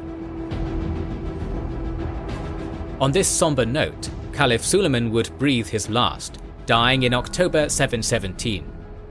In his brief reign, none of his grand ambitions had come to fruition, as Yazid ibn al-Mahalab's invasion had been a failure and the attack on Constantinople had been stalled. The legacy Suleiman had killed so many for and worked so desperately to build would largely be one of setbacks and failures, overshadowed by the triumphs of his predecessor. Suleiman had initially intended to be succeeded by his son, Ayub, but Ayub had died earlier in the year of a plague that was possibly Suleiman's cause of death as well. Instead, on his deathbed, he declared his younger cousin, Umar ibn Abdulaziz, a longtime ally of Suleiman's who had served as his governor of Medina, to be his successor as caliph, creating surprise and resentment among closer family members, such as his brothers Yazid and Hisham, though Yazid was promised right of succession after Umar. It was no coincidence that the newly crowned Umar II shared a name with the legendary second caliph, Umar ibn al-Khattab. Through his mother's side, he was the second caliph's great-grandson, a prestigious connection he emphasized greatly. With the arrival of spring, the pressure began to mount on the Arab army besieging Constantinople. The loss of the supply ships the previous autumn had reaffirmed the superiority of Roman ships in combat. However, Leo's fleet lacked the numbers to actively patrol outside the Dardanelles, or safely scout the movements of the Arab ships. With the arrival of spring, sizable fleets from Egypt and Tunis came bringing supplies across the Mediterranean to the besiegers. Keeping their distance from Constantinople, they landed secretly in various places, from Chalcedon to the mouth of the Gulf of Nicomedia, on the Asian side of modern Istanbul. However, the crews of these fleets were mostly Coptic Christians of Egyptian descent, thousands of whom had been relocated to work the shipyards of Tunis after the conquest of North Africa by Hassan ibn al-Numan. Upon the fleet's arrival on Roman soil, organized mutinies among the Egyptian crews broke out among the Arab fleet, with the crews taking control of some ships, while many others escaped, fleeing to sanctuary among their fellow Christians in Constantinople. With the fleets paralyzed and crippled by the loss of so many crewmen, and Leo informed of the Arab fleet's location and sudden weakness by the defectors, the Roman fleet sailed forth once more from the Golden Horn, capturing or destroying the great Arab fleets nearly in their entirety. While the land army still held firm at first, the Romans had retaken full naval dominance for the time being. They cut the besiegers off from supplies or effective reinforcement, with the army divided by the now uncrossable Dardanelles. The entry into the conflict of the Bulgarian Khanate, ruled by Leo's ally Khan Tervel, would spell further disaster for the Arabs. With the besiegers on the European side of the Dardanelles cut off from retreat, without ships to ferry them across, a huge portion of the demoralized army, forced to spread out across the countryside to forage for food, and unprepared for the attack of a lightning-fast cavalry army, would be defeated and massacred. With the army facing destruction on the European side, smaller defeats at Roman hands in Asia, and starvation throughout, Umar would end the grand expedition and call his cousin Maslama home, leaving more than 20,000 dead to hunger, Greek fire, or Bulgar horsemen behind them. The disaster would weaken the Umayyad state and serve as something of a turning point. Though Umar would be well remembered for his political reforms, this largely marked the end of the great Umayyad conquests. More than the loss of manpower and ships at Constantinople, overextension and the rise of powerful governors would sap the ability of the Umayyads to project power outwards. Already the frontiers of Transoxiana and Iberia had been left almost completely to their own devices, with little support from faraway Syria, as anarchy and infighting ate away at the Caliphate's power in these far-flung regions. Only a few years before, the Umayyads had seemed at the height of their power, with illustrious conquerors expanding the Caliphate on every front. The death of these remarkable generals and leaders at Suleiman's hands only foreshadowed the death of the age of expansion they had championed.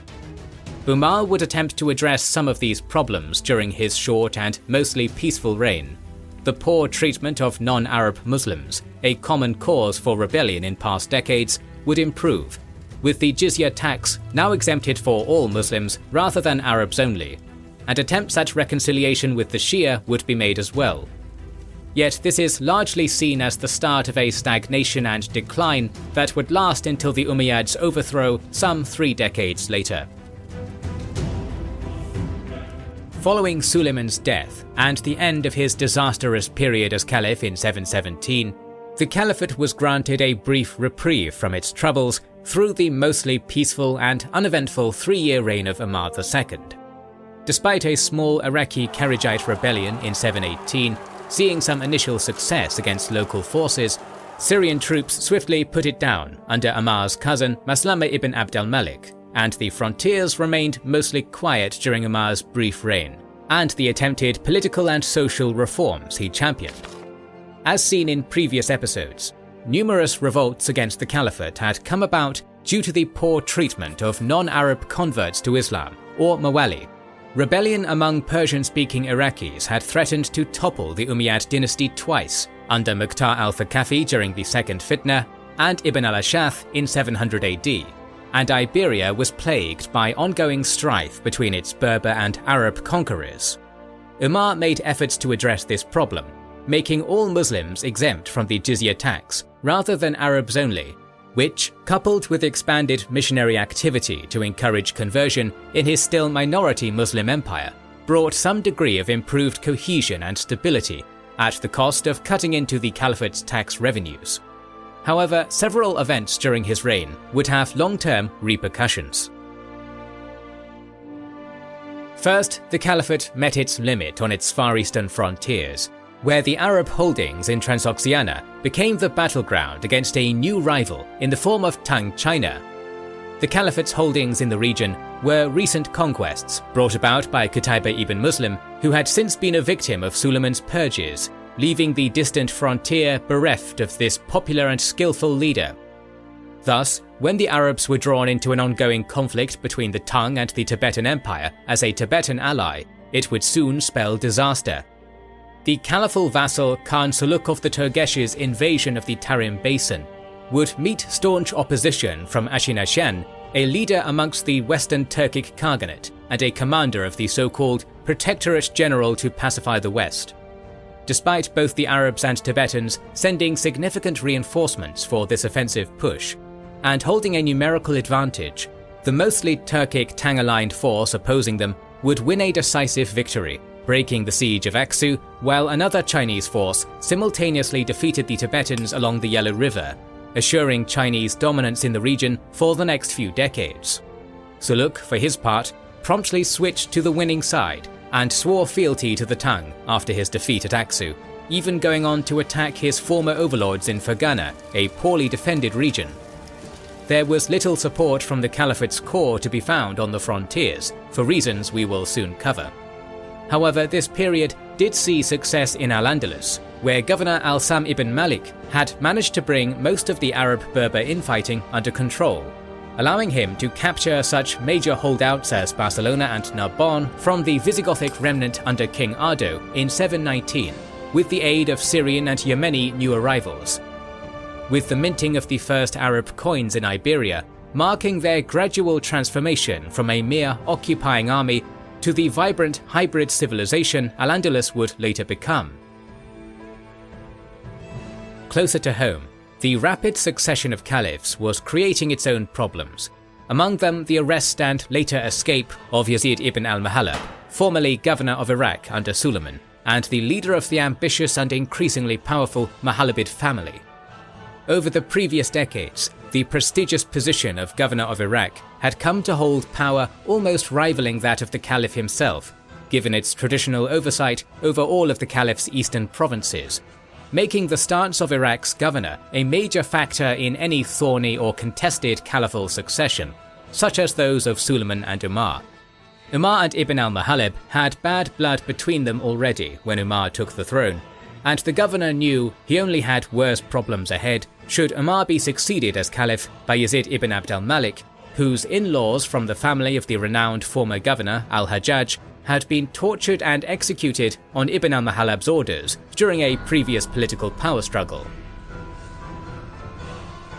Thus, after being recalled from his governorship and arrested for withholding from the caliph the spoils of war from his difficult Tabaristan campaign during Suleiman's reign, Yazid ibn al-Muhallab opted to escape prison with his family's aid in 720 and returned to Iraq as Umar lay sickly and dying, rather than trusting himself to the mercies of the coming regime. Umar's death in the same year brought Yazid ibn Abd al-Malik to the throne as Caliph Yazid II. Thus, the all-too-short years of peace under Umar were brought to an end, as Yazid was immediately forced to contend with a Mohammedan rebellion in Iraq. However, not all challenges to the caliphate would be as open or as blatant as those of the Mohammedads.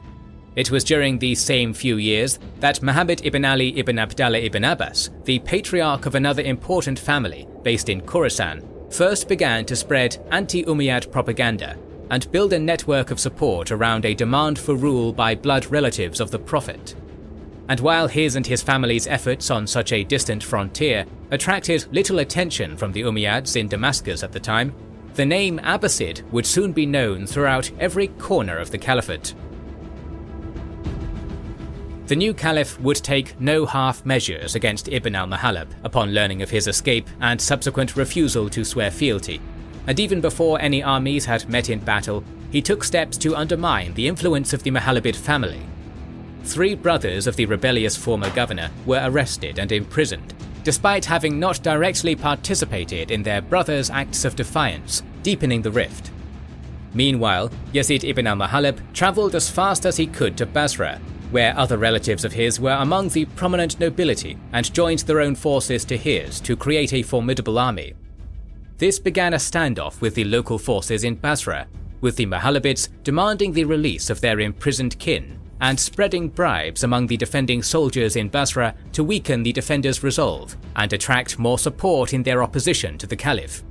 The dwindling defenders under Adi ibn Attat attempted to hold the city, but were defeated piecemeal. with part of the army splitting from the main body to hold the city's western caravan quarter, though whether this was due to a breakdown of authority among the demoralized defenders or a poor strategic decision on Artat's part, this force would be attacked and routed from the city before the main confrontation began. The remaining defenders eventually rode out from the fortress to engage the Mohalabid besieging force in a nearby cemetery, but despite the staunch core of Syrian horsemen bolstering the local forces, they were soon defeated as well, with the rebels pushing past them in the confusion of their defeat to seize the fortress, capturing Basra and rescuing Yazid ibn al-Mahalab's imprisoned brothers. Though Caliph Yazid II's reign had barely begun, he already faced a serious challenge to his rule. Sparing Adi ibn Artat, the victorious rebel began appointing his own governors in the territories around Basra,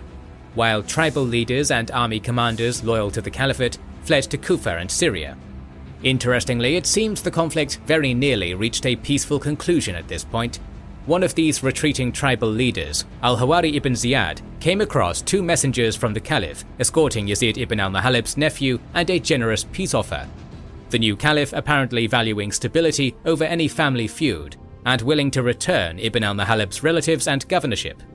However, Ibn Ziyad argued against this, informing the messengers of Artat's defeat, and insisting Ibn al-Mahalib could not be trusted, convincing them to turn back.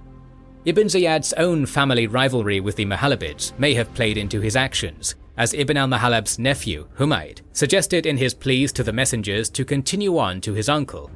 But whatever his reasons, he ensured through a few words that the civil strife would continue. However, despite Caliph Yazid's reluctance to do battle, the advantage was nevertheless his. While the Mohalabids had secured the support of most of the tribes and army commanders in Basra, aided by lingering resentment towards the caliphate lasting since the tyrannical reign of al-Hajjaj, they had been too slow to seize control in Kufa before its reinforcement, despite the prominent places many members of the dynasty had held in the region. Thus, after some skirmishing against General Maslama ibn Abd al-Malik that saw the Euphrates crossed and the Al-Jazira region retaken by Umayyad forces, Ibn al-Mahalab left Basra with its treasury in hand, intending to march to Kufa. An advance party of Maslama's army sabotaged the canals south of Kufa, however, creating a flood that cut the Mohalabid army off from their destination, as well as from any possible reinforcement from Kufan supporters and family members, and leaving them stranded near Karbala in August 720, where Maslama's main force would catch them on August 17th. An initial engagement set the tone of the battle, with an advance force near Yazid's brother Abd al-Malik ibn al-Mahalib initially driving back the Umayyads' own advance party under al-Abbas ibn al-Walid and nearly claiming victory, only to be routed when the Syrians managed to rally and regroup with the bank of the Euphrates at their backs. Abd al-Malik would regroup with the rest of the army, digging trenches to fortify their camp next to a bridge across the Euphrates, and stationing part of the army on the opposite bank to protect a line of retreat. However, these precautions would not save the Mohalabid rebellion when the battle was finally joined. According to the sometimes unreliable testimony of the historian Abu Miknaf, Yazid ibn al-Mahalib favoured a night attack on the Umayyad camp to fill in the Umayyads' own trenches under the cover of darkness and prepare for a decisive assault at daybreak, but was overruled by the chiefs and leaders among his army, who insisted they abide by the terms of honourable combat under the Quran they had agreed upon with the Umayyads prior. Yazid disagreed, claiming the Umayyads were unlikely to show the same chivalry. This odd episode is likely coloured by Abu Miknaf's anti-Umayyad biases, but the battle itself bore out his supposed warning, with the Umayyads opening the full-scale battle on August 25th by sending a force in small boats to set the bridge ablaze and divide the Mohalabid army. On top of cutting off a line of retreat and stranding some of Yazid's forces on the opposite side of the river from the battle, the torching of the bridge was already enough on its own to cause many of Yazid's questionably dedicated soldiers to break and attempt to flee, only to be rounded up and beheaded as an example on their own commander's orders, leaving the Mohalabid ranks in chaos before the first blows were even traded. A greater blow would be the death of Yazid's brother, Habib, who commanded the Mohalabid right flank, and perished early in the battle. The death of his brother, combined with the other setbacks and pressing defeat, seems to have unbalanced the elderly Mahalabit leader, whose words and behavior following are marked with a single-mindedness bordering on madness.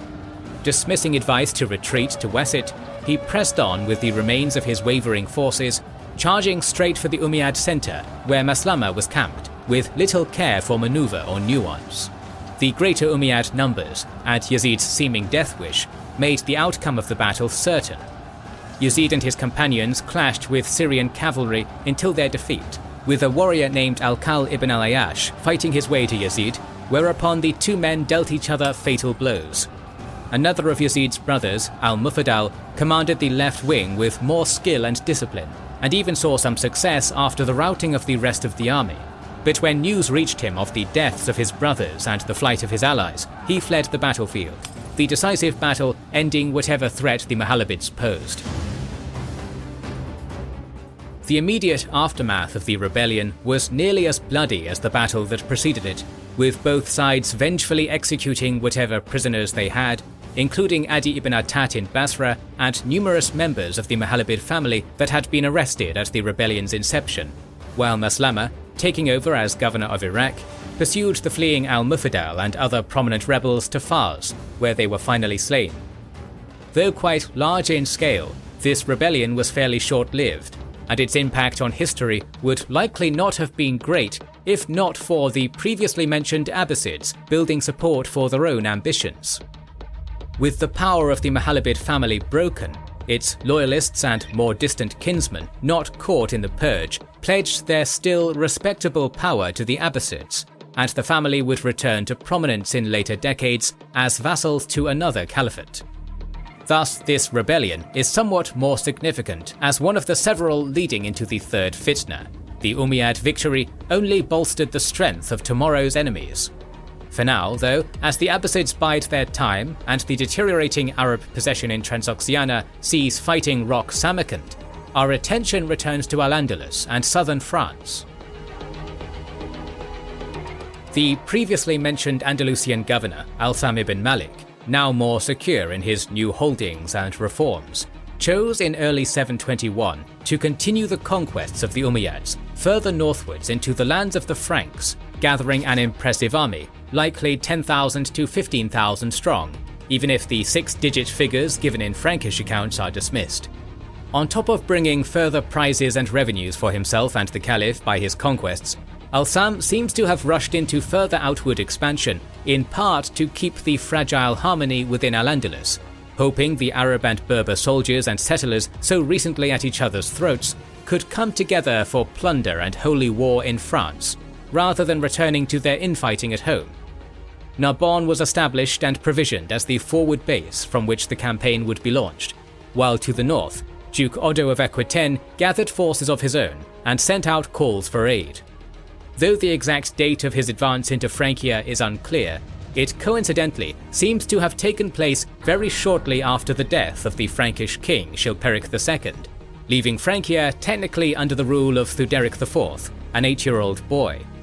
However, this was far less significant than it might sound. Real power was held by the steward, Charles Martel, who held the rather odd title of mayor over all the Frankish kingdoms after his victory in a many-sided struggle that had started as a civil war for Charles's native Austrasia. When Chilperic, then king of Neustria, had attempted to take advantage of the chaos and jointly invaded with King Radbod of Frisia, their opportunism backfired, with Charles eventually defeating not only his Austrasian rival, Plectrude, and the invaders, but also the previously mentioned Odo, who briefly joined Chilperic as an ally once the Neustrian king's war was a defensive one. Finally betrayed by Odo and delivered into Charles's hands, Chilperic surrendered most of his authority to Charles, being elevated to become king of all the Franks in name, but in truth serving as nothing more than a puppet, less than 3 years earlier in 718.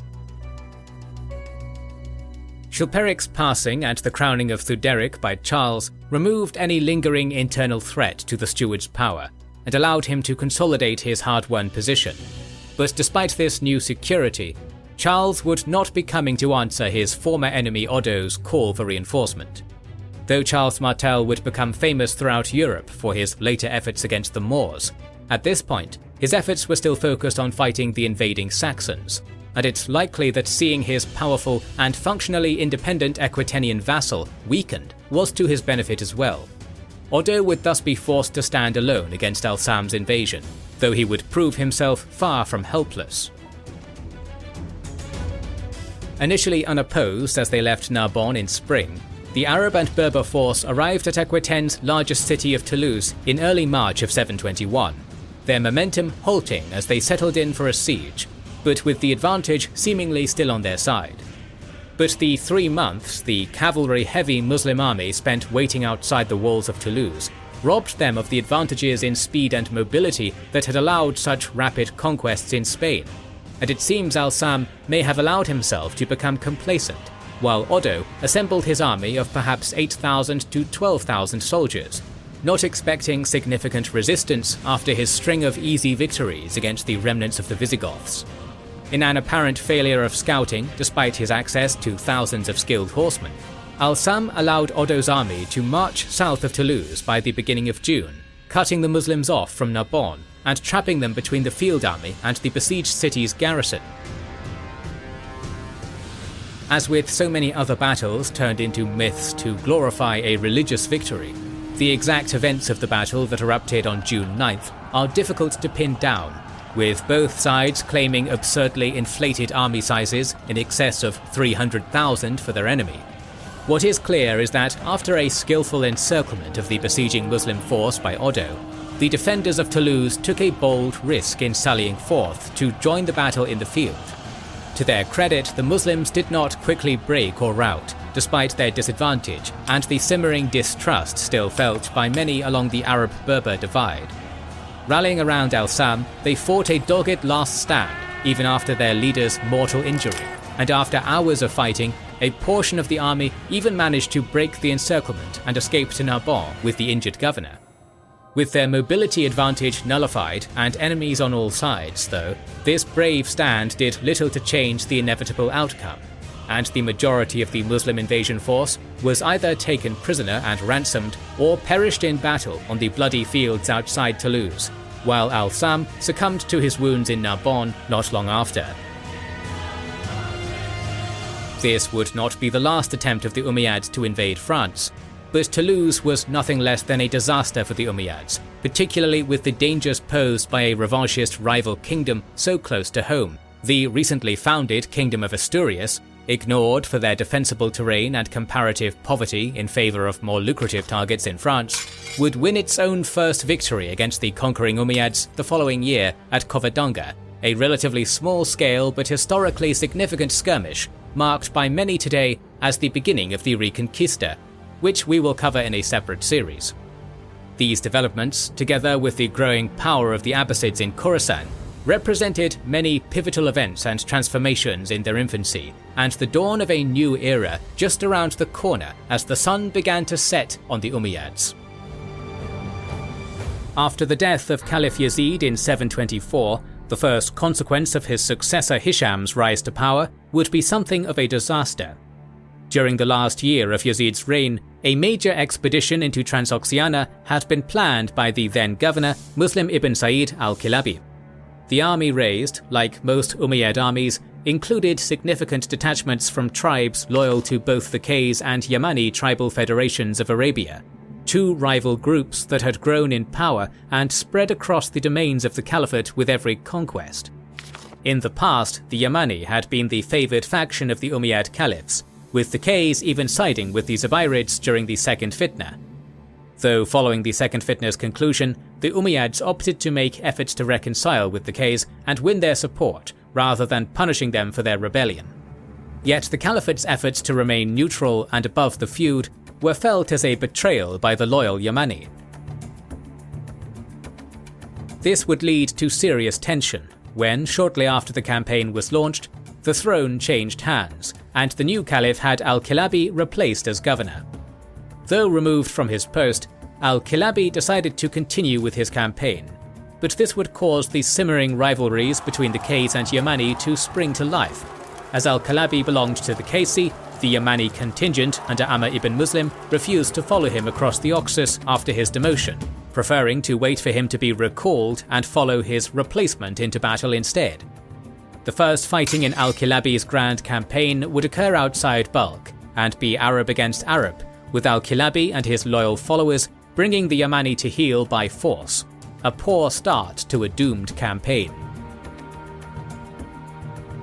Weakened by internal conflict, and with many of the defeated Yamani deserting, al-Kilabi's diminished army joined with Sogdian and Hephthalite allies from still loyal principalities such as Samarkand and Saganian to march against Turgesh-aligned Fergana. No sooner would they arrive than their hopes were dashed by the news that Khan Suluk, Khan of the Turgesh and their turncoat former ally, was prepared for them and already en route with a large army. Tasking his Persian quartermaster Abdallah to organize a retreat, al-Kilabi attempted to withdraw his forces in good order, but was harried for 9 days by Turgesh horsemen during this retreat, with parts of his army being attacked piecemeal, as some of the lesser tribes and local allies were split from the main force. Crossing the Jaxartes would mean relative safety for the retreating army, and they ended the 9th day close by, though al-Kilabi opted to make camp rather than travel by darkness and risk nighttime raids. This would prove a mistake though, as the Turgesh-aligned forces of Fergana and Tashkent used this opportunity to maneuver themselves between the river and the retreating Arabs. Al-Kilabi's army, already exhausted from more than a week of forced marching, awoke to find enemies both before and behind them, their path of retreat and access to water cut off. With no other options, al-Kilabi ordered his exhausted army forward, beginning a battle that would be remembered as the Day of Thirst. The day was won by the Muslims, but the cost was heavy. The rearguard's commander, Humayd ibn Abdallah, died in battle to hold off the Turgesh pursuers, but the bulk of the army eventually succeeded in breaking through the enemy lines to cross the river.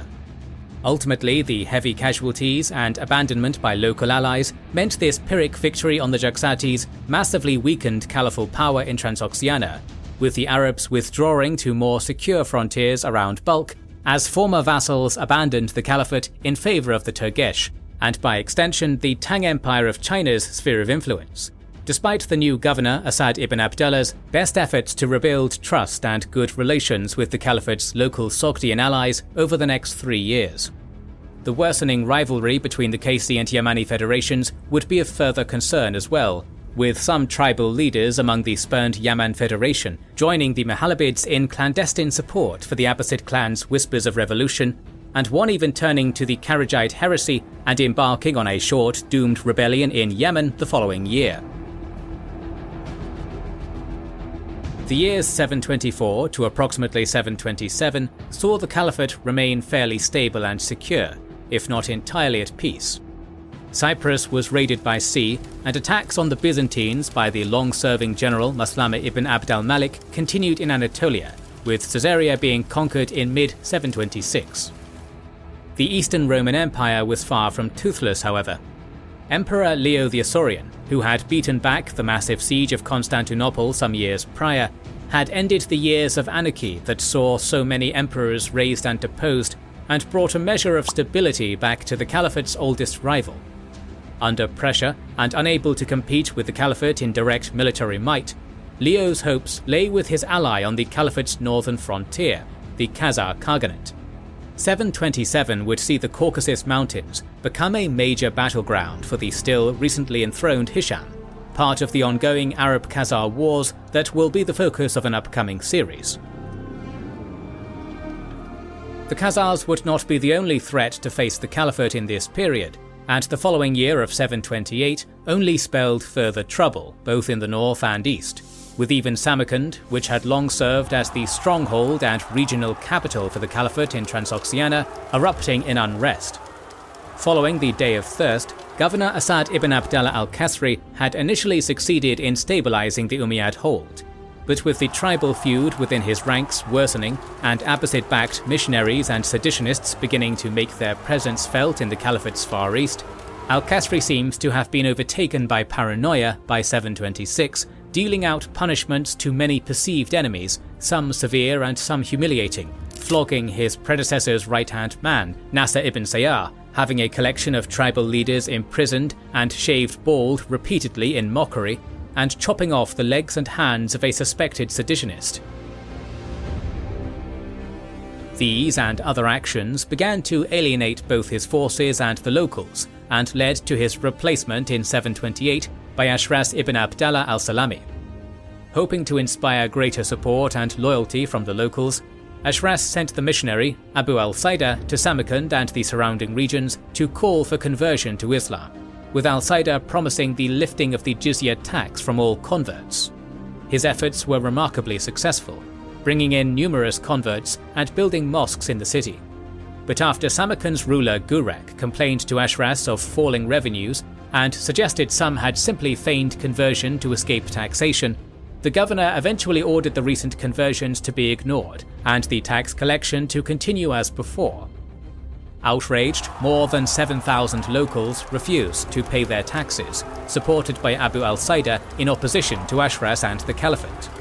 The imprisonment of the missionary and other leaders among the would-be rebels diffused the situation before it could devolve into bloodshed, but the disillusioned former followers of al-Saida sent offers of alliance to the Turgesh Khan Suluk to drive out the Caliphate from Samarkand, further undermining their hold. Things would only get worse in 729. Resolving to take the fight to Suluk with another offensive campaign, Ashras sent his vanguard commander, Qatan ibn Qutayba, son of the great conqueror Qutayba ibn Muslim, ahead of him across the Oxus, as he camped in Amul with the bulk of his army. Despite initial setbacks and raids on Qatan's camp, Ashras would score an initial victory in driving back the raiders and recovering their plunder as he advanced to join the vanguard, camping in the trading town of Baikand near Turkish-aligned Bukhara.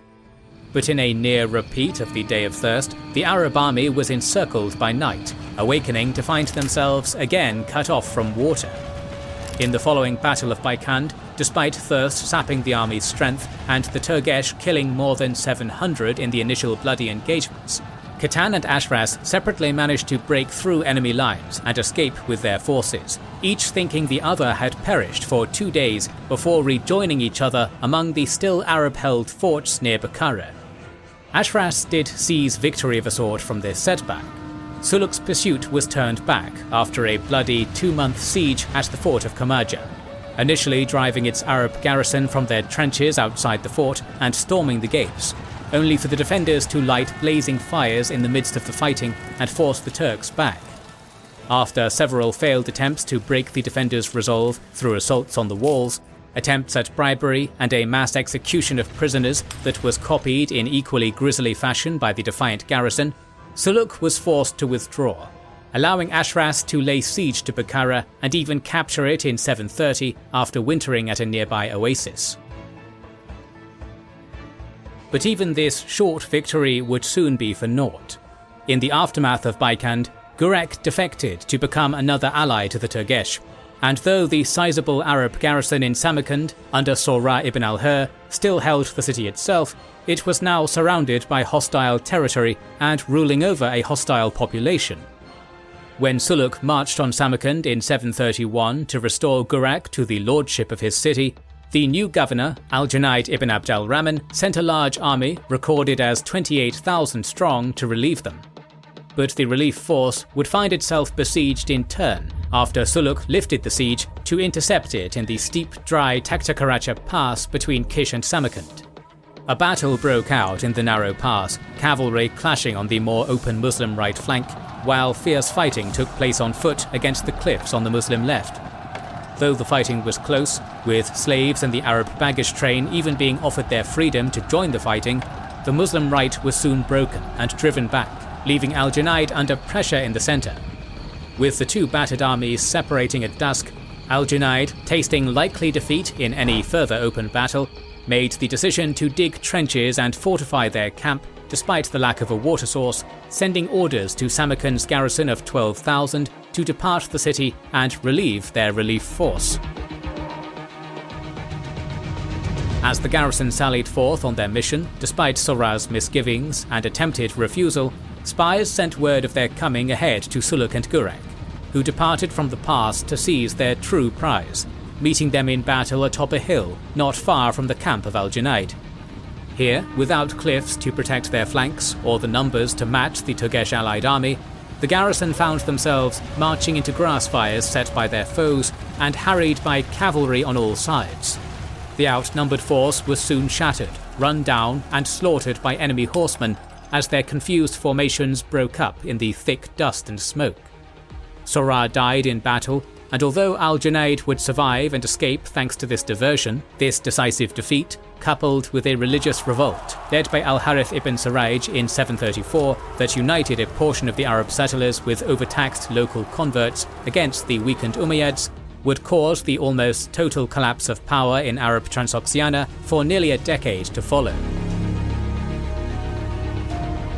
The most storied battle of Caliph Hisham's reign did not take place in Transoxiana, however, but in France.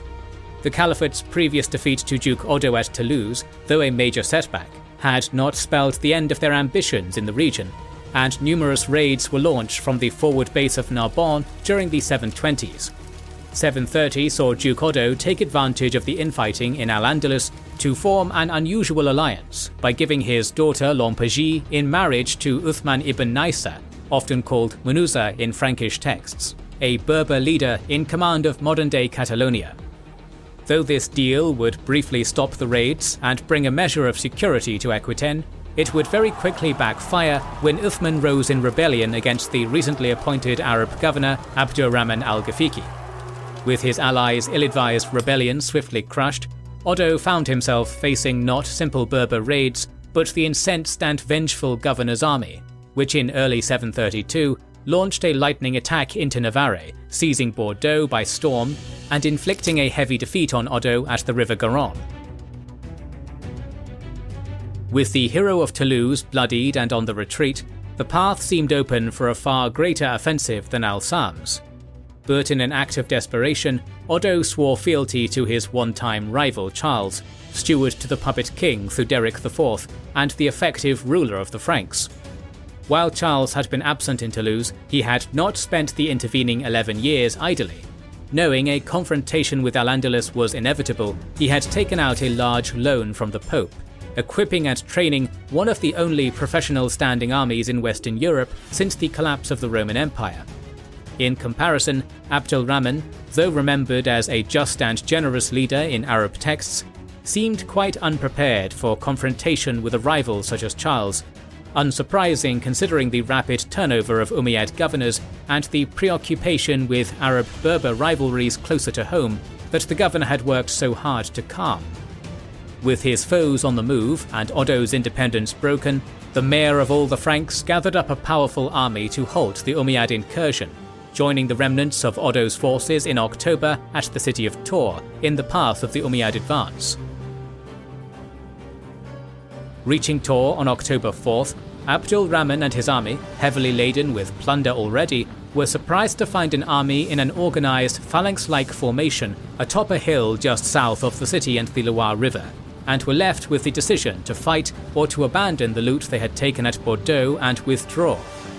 Tours was a rich prize, and Charles seems to have relied on its attractiveness as a target, and Abdul-Rahman's confidence after his decisive victory at Garonne to compel the Arab leader to attack.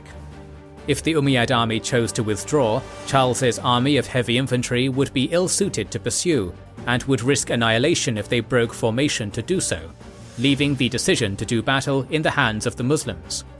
With more than 25,000 soldiers and high-quality heavy cavalry unmatched by the Christian kingdoms of Europe, bolstered by fresh Berber horsemen from Ifriqiya, Abdul-Rahman held some major advantages over his outnumbered foes of some 17,000 to 20,000. Yet a cavalry charge, devastating though it could be in the right circumstances, relied heavily on the terror it could inspire.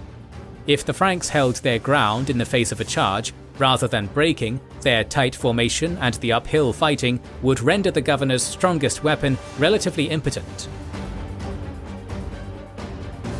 Rather than rush to a decision, the Umayyad army made camp, waiting in standoff for 6 days. Though despite the approaching winter and the bitter cold setting in, the Franks did not abandon their defensive readiness atop the hill, the warmer clothing they had brought south with them from Austrasia serving them well as the invaders shivered in their camp.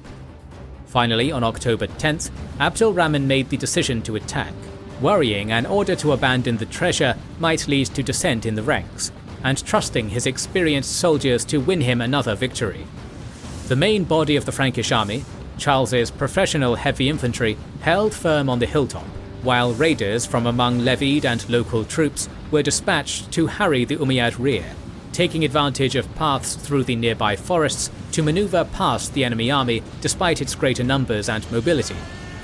Abd al-Rahman, for his part, is remembered as a capable general, but whether out of overconfidence or a desire to finish the battle swiftly before his army suffered another freezing October night, he played his hand early in the battle, riding with his best heavy cavalry in a series of charges at the battle's start that failed to dislodge the still fresh and eager Franks. Were he facing an army of levies and conscripts, as most of Western Europe would have sent against him, these heavy cavalry charges might have produced the panic and rout Abd al-Rahman hoped for, but instead casualties began to mount among the Umayyad army's finest, while the forests and nearby river prevented him encircling the mostly stationary Frankish army with his greater numbers. Despite the initial setbacks for the Umayyads, the battle was certainly not a one-sided one, and as the day of October 10th progressed, the outcome hung in the balance, with casualties on both sides rising until the armies parted at nightfall. The battle's end varies slightly between tellings, although most of the basic facts remain consistent. The official Frankish account, sponsored by the Carolingian dynasty, simply describes the Franks slaughtering their foes and driving them from the field with little further detail. The Mozarabic chronicle, contrarily, claims the Umayyads simply left during the night, with the Franks tensely awaiting another attack in the morning before discovering their foes' tents empty. The most complete account, and one that has worked its way into most tellings since, is an anonymous Arab chronicle that tells a somewhat different story than either. On the morning of the 11th, the Arabs returned to their attack on the Frankish formation, holding their own and, if the slightly dramatic telling is to be believed, breaking through the centre of the formation to push towards Charles, coming close to breaking the Franks completely. But a small force of Franks, likely levies or survivors from Otto's army, not trained to hold formation with Charles's professional soldiers, took advantage of paths through the forest to raid the Arab camp. Small though the force might have been, confusion and fog of war magnified its impact on the battle, with the attacking cavalry breaking off the attack to rush back to camp, worried their treasure might be stolen, or that a larger force could still be hidden among the forest to encircle them. Abd al-Rahman remained at the front and tried to stem the retreat, but the Franks were quicker to take advantage of the momentary confusion, surging forward and killing the governor and those around him with a hail of spears. If hope still remained to restore order to the disoriented army, Abd al-Rahman's death put an end to it, and the Franks soon turned the confusion into total rout. The Battle of Tor is today one of the most discussed and best remembered battles of the early Middle Ages, credited by some with ending the threat of the Caliphate to Western Europe. Its impact on history is a matter of some debate, particularly compared to the earlier battle at Toulouse. It is true that Tor looms much larger in Christian than Arab accounts. While the devastating defeat and Charles's prowess were certainly noted by Arab historians, it gets no more attention than Toulouse, even being absent from the quite thorough history of Al-Tabari. It has been suggested by some that Charles and his Carolingian descendants' prominent place in European history caused their triumph at Tor to take exaggerated importance compared to the victory of the more obscure Duke Otto. And while it is true no further invasions of such a scale ever occurred, the Arabs did continue their raiding over the following years, and Berber revolts and the imminent splintering of the Caliphate likely had as much or more to do with the end of expansion than the defeat at Tor. Yet whether or not the Battle of Tor can be fully credited with ending the threat of the Caliphate in the west, the prestige it won Charles in the eyes of the Pope and the Franks, and more pragmatically, the forced subjugation of his last Frankish rival Otto, made it an important moment in the unification of the Frankish realm, paving the way for the Frankish Empire of his grandson Charlemagne to resurrect the spirit of Rome in the west, and serving as a founding moment of glory for the Carolingian dynasty. It was through this victory Charles would become known to his countrymen and to history as Charles Martel, or Martellus, the Hammer. The victory at Tours would not mark the end of the conflict Charles Martel and his Carolingian dynasty would wage against Al-Andalus though. The earlier victories over Odo and the Visigoths of Septimania meant portions of today's southern France remained in Muslim hands, and to some independence-minded Gallo-Roman nobility, particularly Duke Maurontus of Provence, Charles Martel's powerful and expansionist Frankish realm now seemed more of a threat than the Muslims. Though formerly subject to the Frankish crown for nearly a century, Gallo-Roman nobles with very old roots still ruled Provence more or less autonomously, and wished to maintain that independence in the face of the empire builder Charles. Thus, in 734, 2 years after their defeat at Tours, the Umayyads added Avignon to their realm, apparently not through conquest but through diplomacy, with Maurontus willing to forge alliances with non-Christians to avoid subjugation. Other accounts suggest that it was in fact conquered, along with Arles in 735, by Narbonne's Umayyad governor Yusuf ibn Abd al-Rahman al-Fihri. And while the stronger evidence points to an alliance, it is certain Maurontus was under great pressure from both sides, and his alliance with Yusuf would have been an uneasy one at best. Whatever the case, with 735 also seeing Duke Odo's death, and Charles receiving the formal pledge of fealty from his successor, Hunold of Bordeaux, the stage was set for a new set of confrontations between the Hammer and the Caliphate. The Franks were this time on the offensive, with Charles deploying his brother Childebrand in 736 with an army to bring Provence to heel and drive out the Umayyads. As 736 ended, Avignon lay besieged, and both Umayyad relief armies and a larger Frankish force under Charles's command were being mobilized to take the field. The first fighting would occur at Avignon. Charles arrived in 737 before the expected relief army and opted not to wait out a long siege, launching a frontal assault against the walls of Avignon with rams and catapults, and battering down the gates, despite the best efforts of its Umayyad garrison. Though no numbers exist for the defenders, the characterization of the defense as a mostly Umayyad effort and Charles's confidence in his direct assault and its rapid success together suggest a small defending force, and further suggests the inhabitants of Avignon were not inclined to support their occupiers against the besiegers, the pragmatic alliances of their rulers not outweighing the religious divide for most.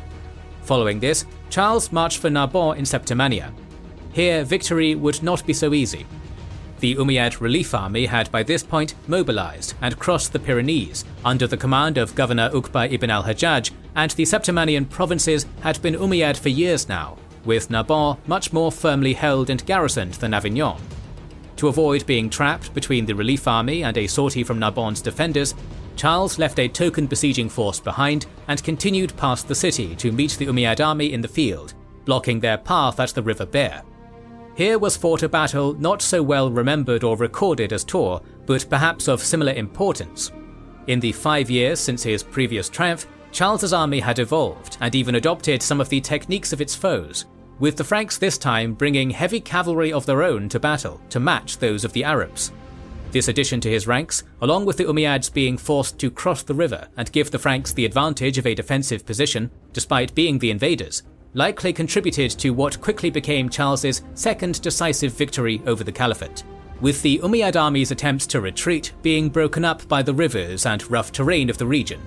leaving numerous disorganized pockets of fleeing soldiers to be run down and captured by the Franks.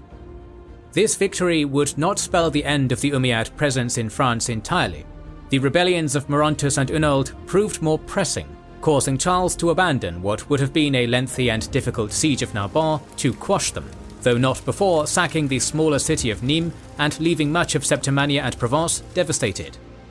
The death of the Merovingian king Theoderic in the same year left Charles a steward without a king to represent, possibly undermining the legal charade holding up his rule, though the forging of an alliance with the Lombards of Italy during this time demonstrates that Charles was powerful enough and secure enough in the throne that was his in all but name to ignore such questions of legitimacy for the time being.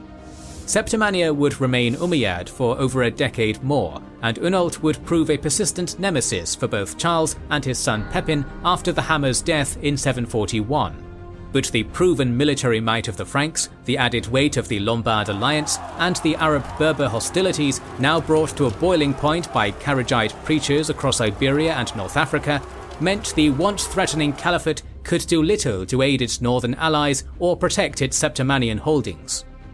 The growing Carolingian Empire, so recently imperiled by Umayyad invasions, would be able to take the offensive at its own leisure in the years to follow.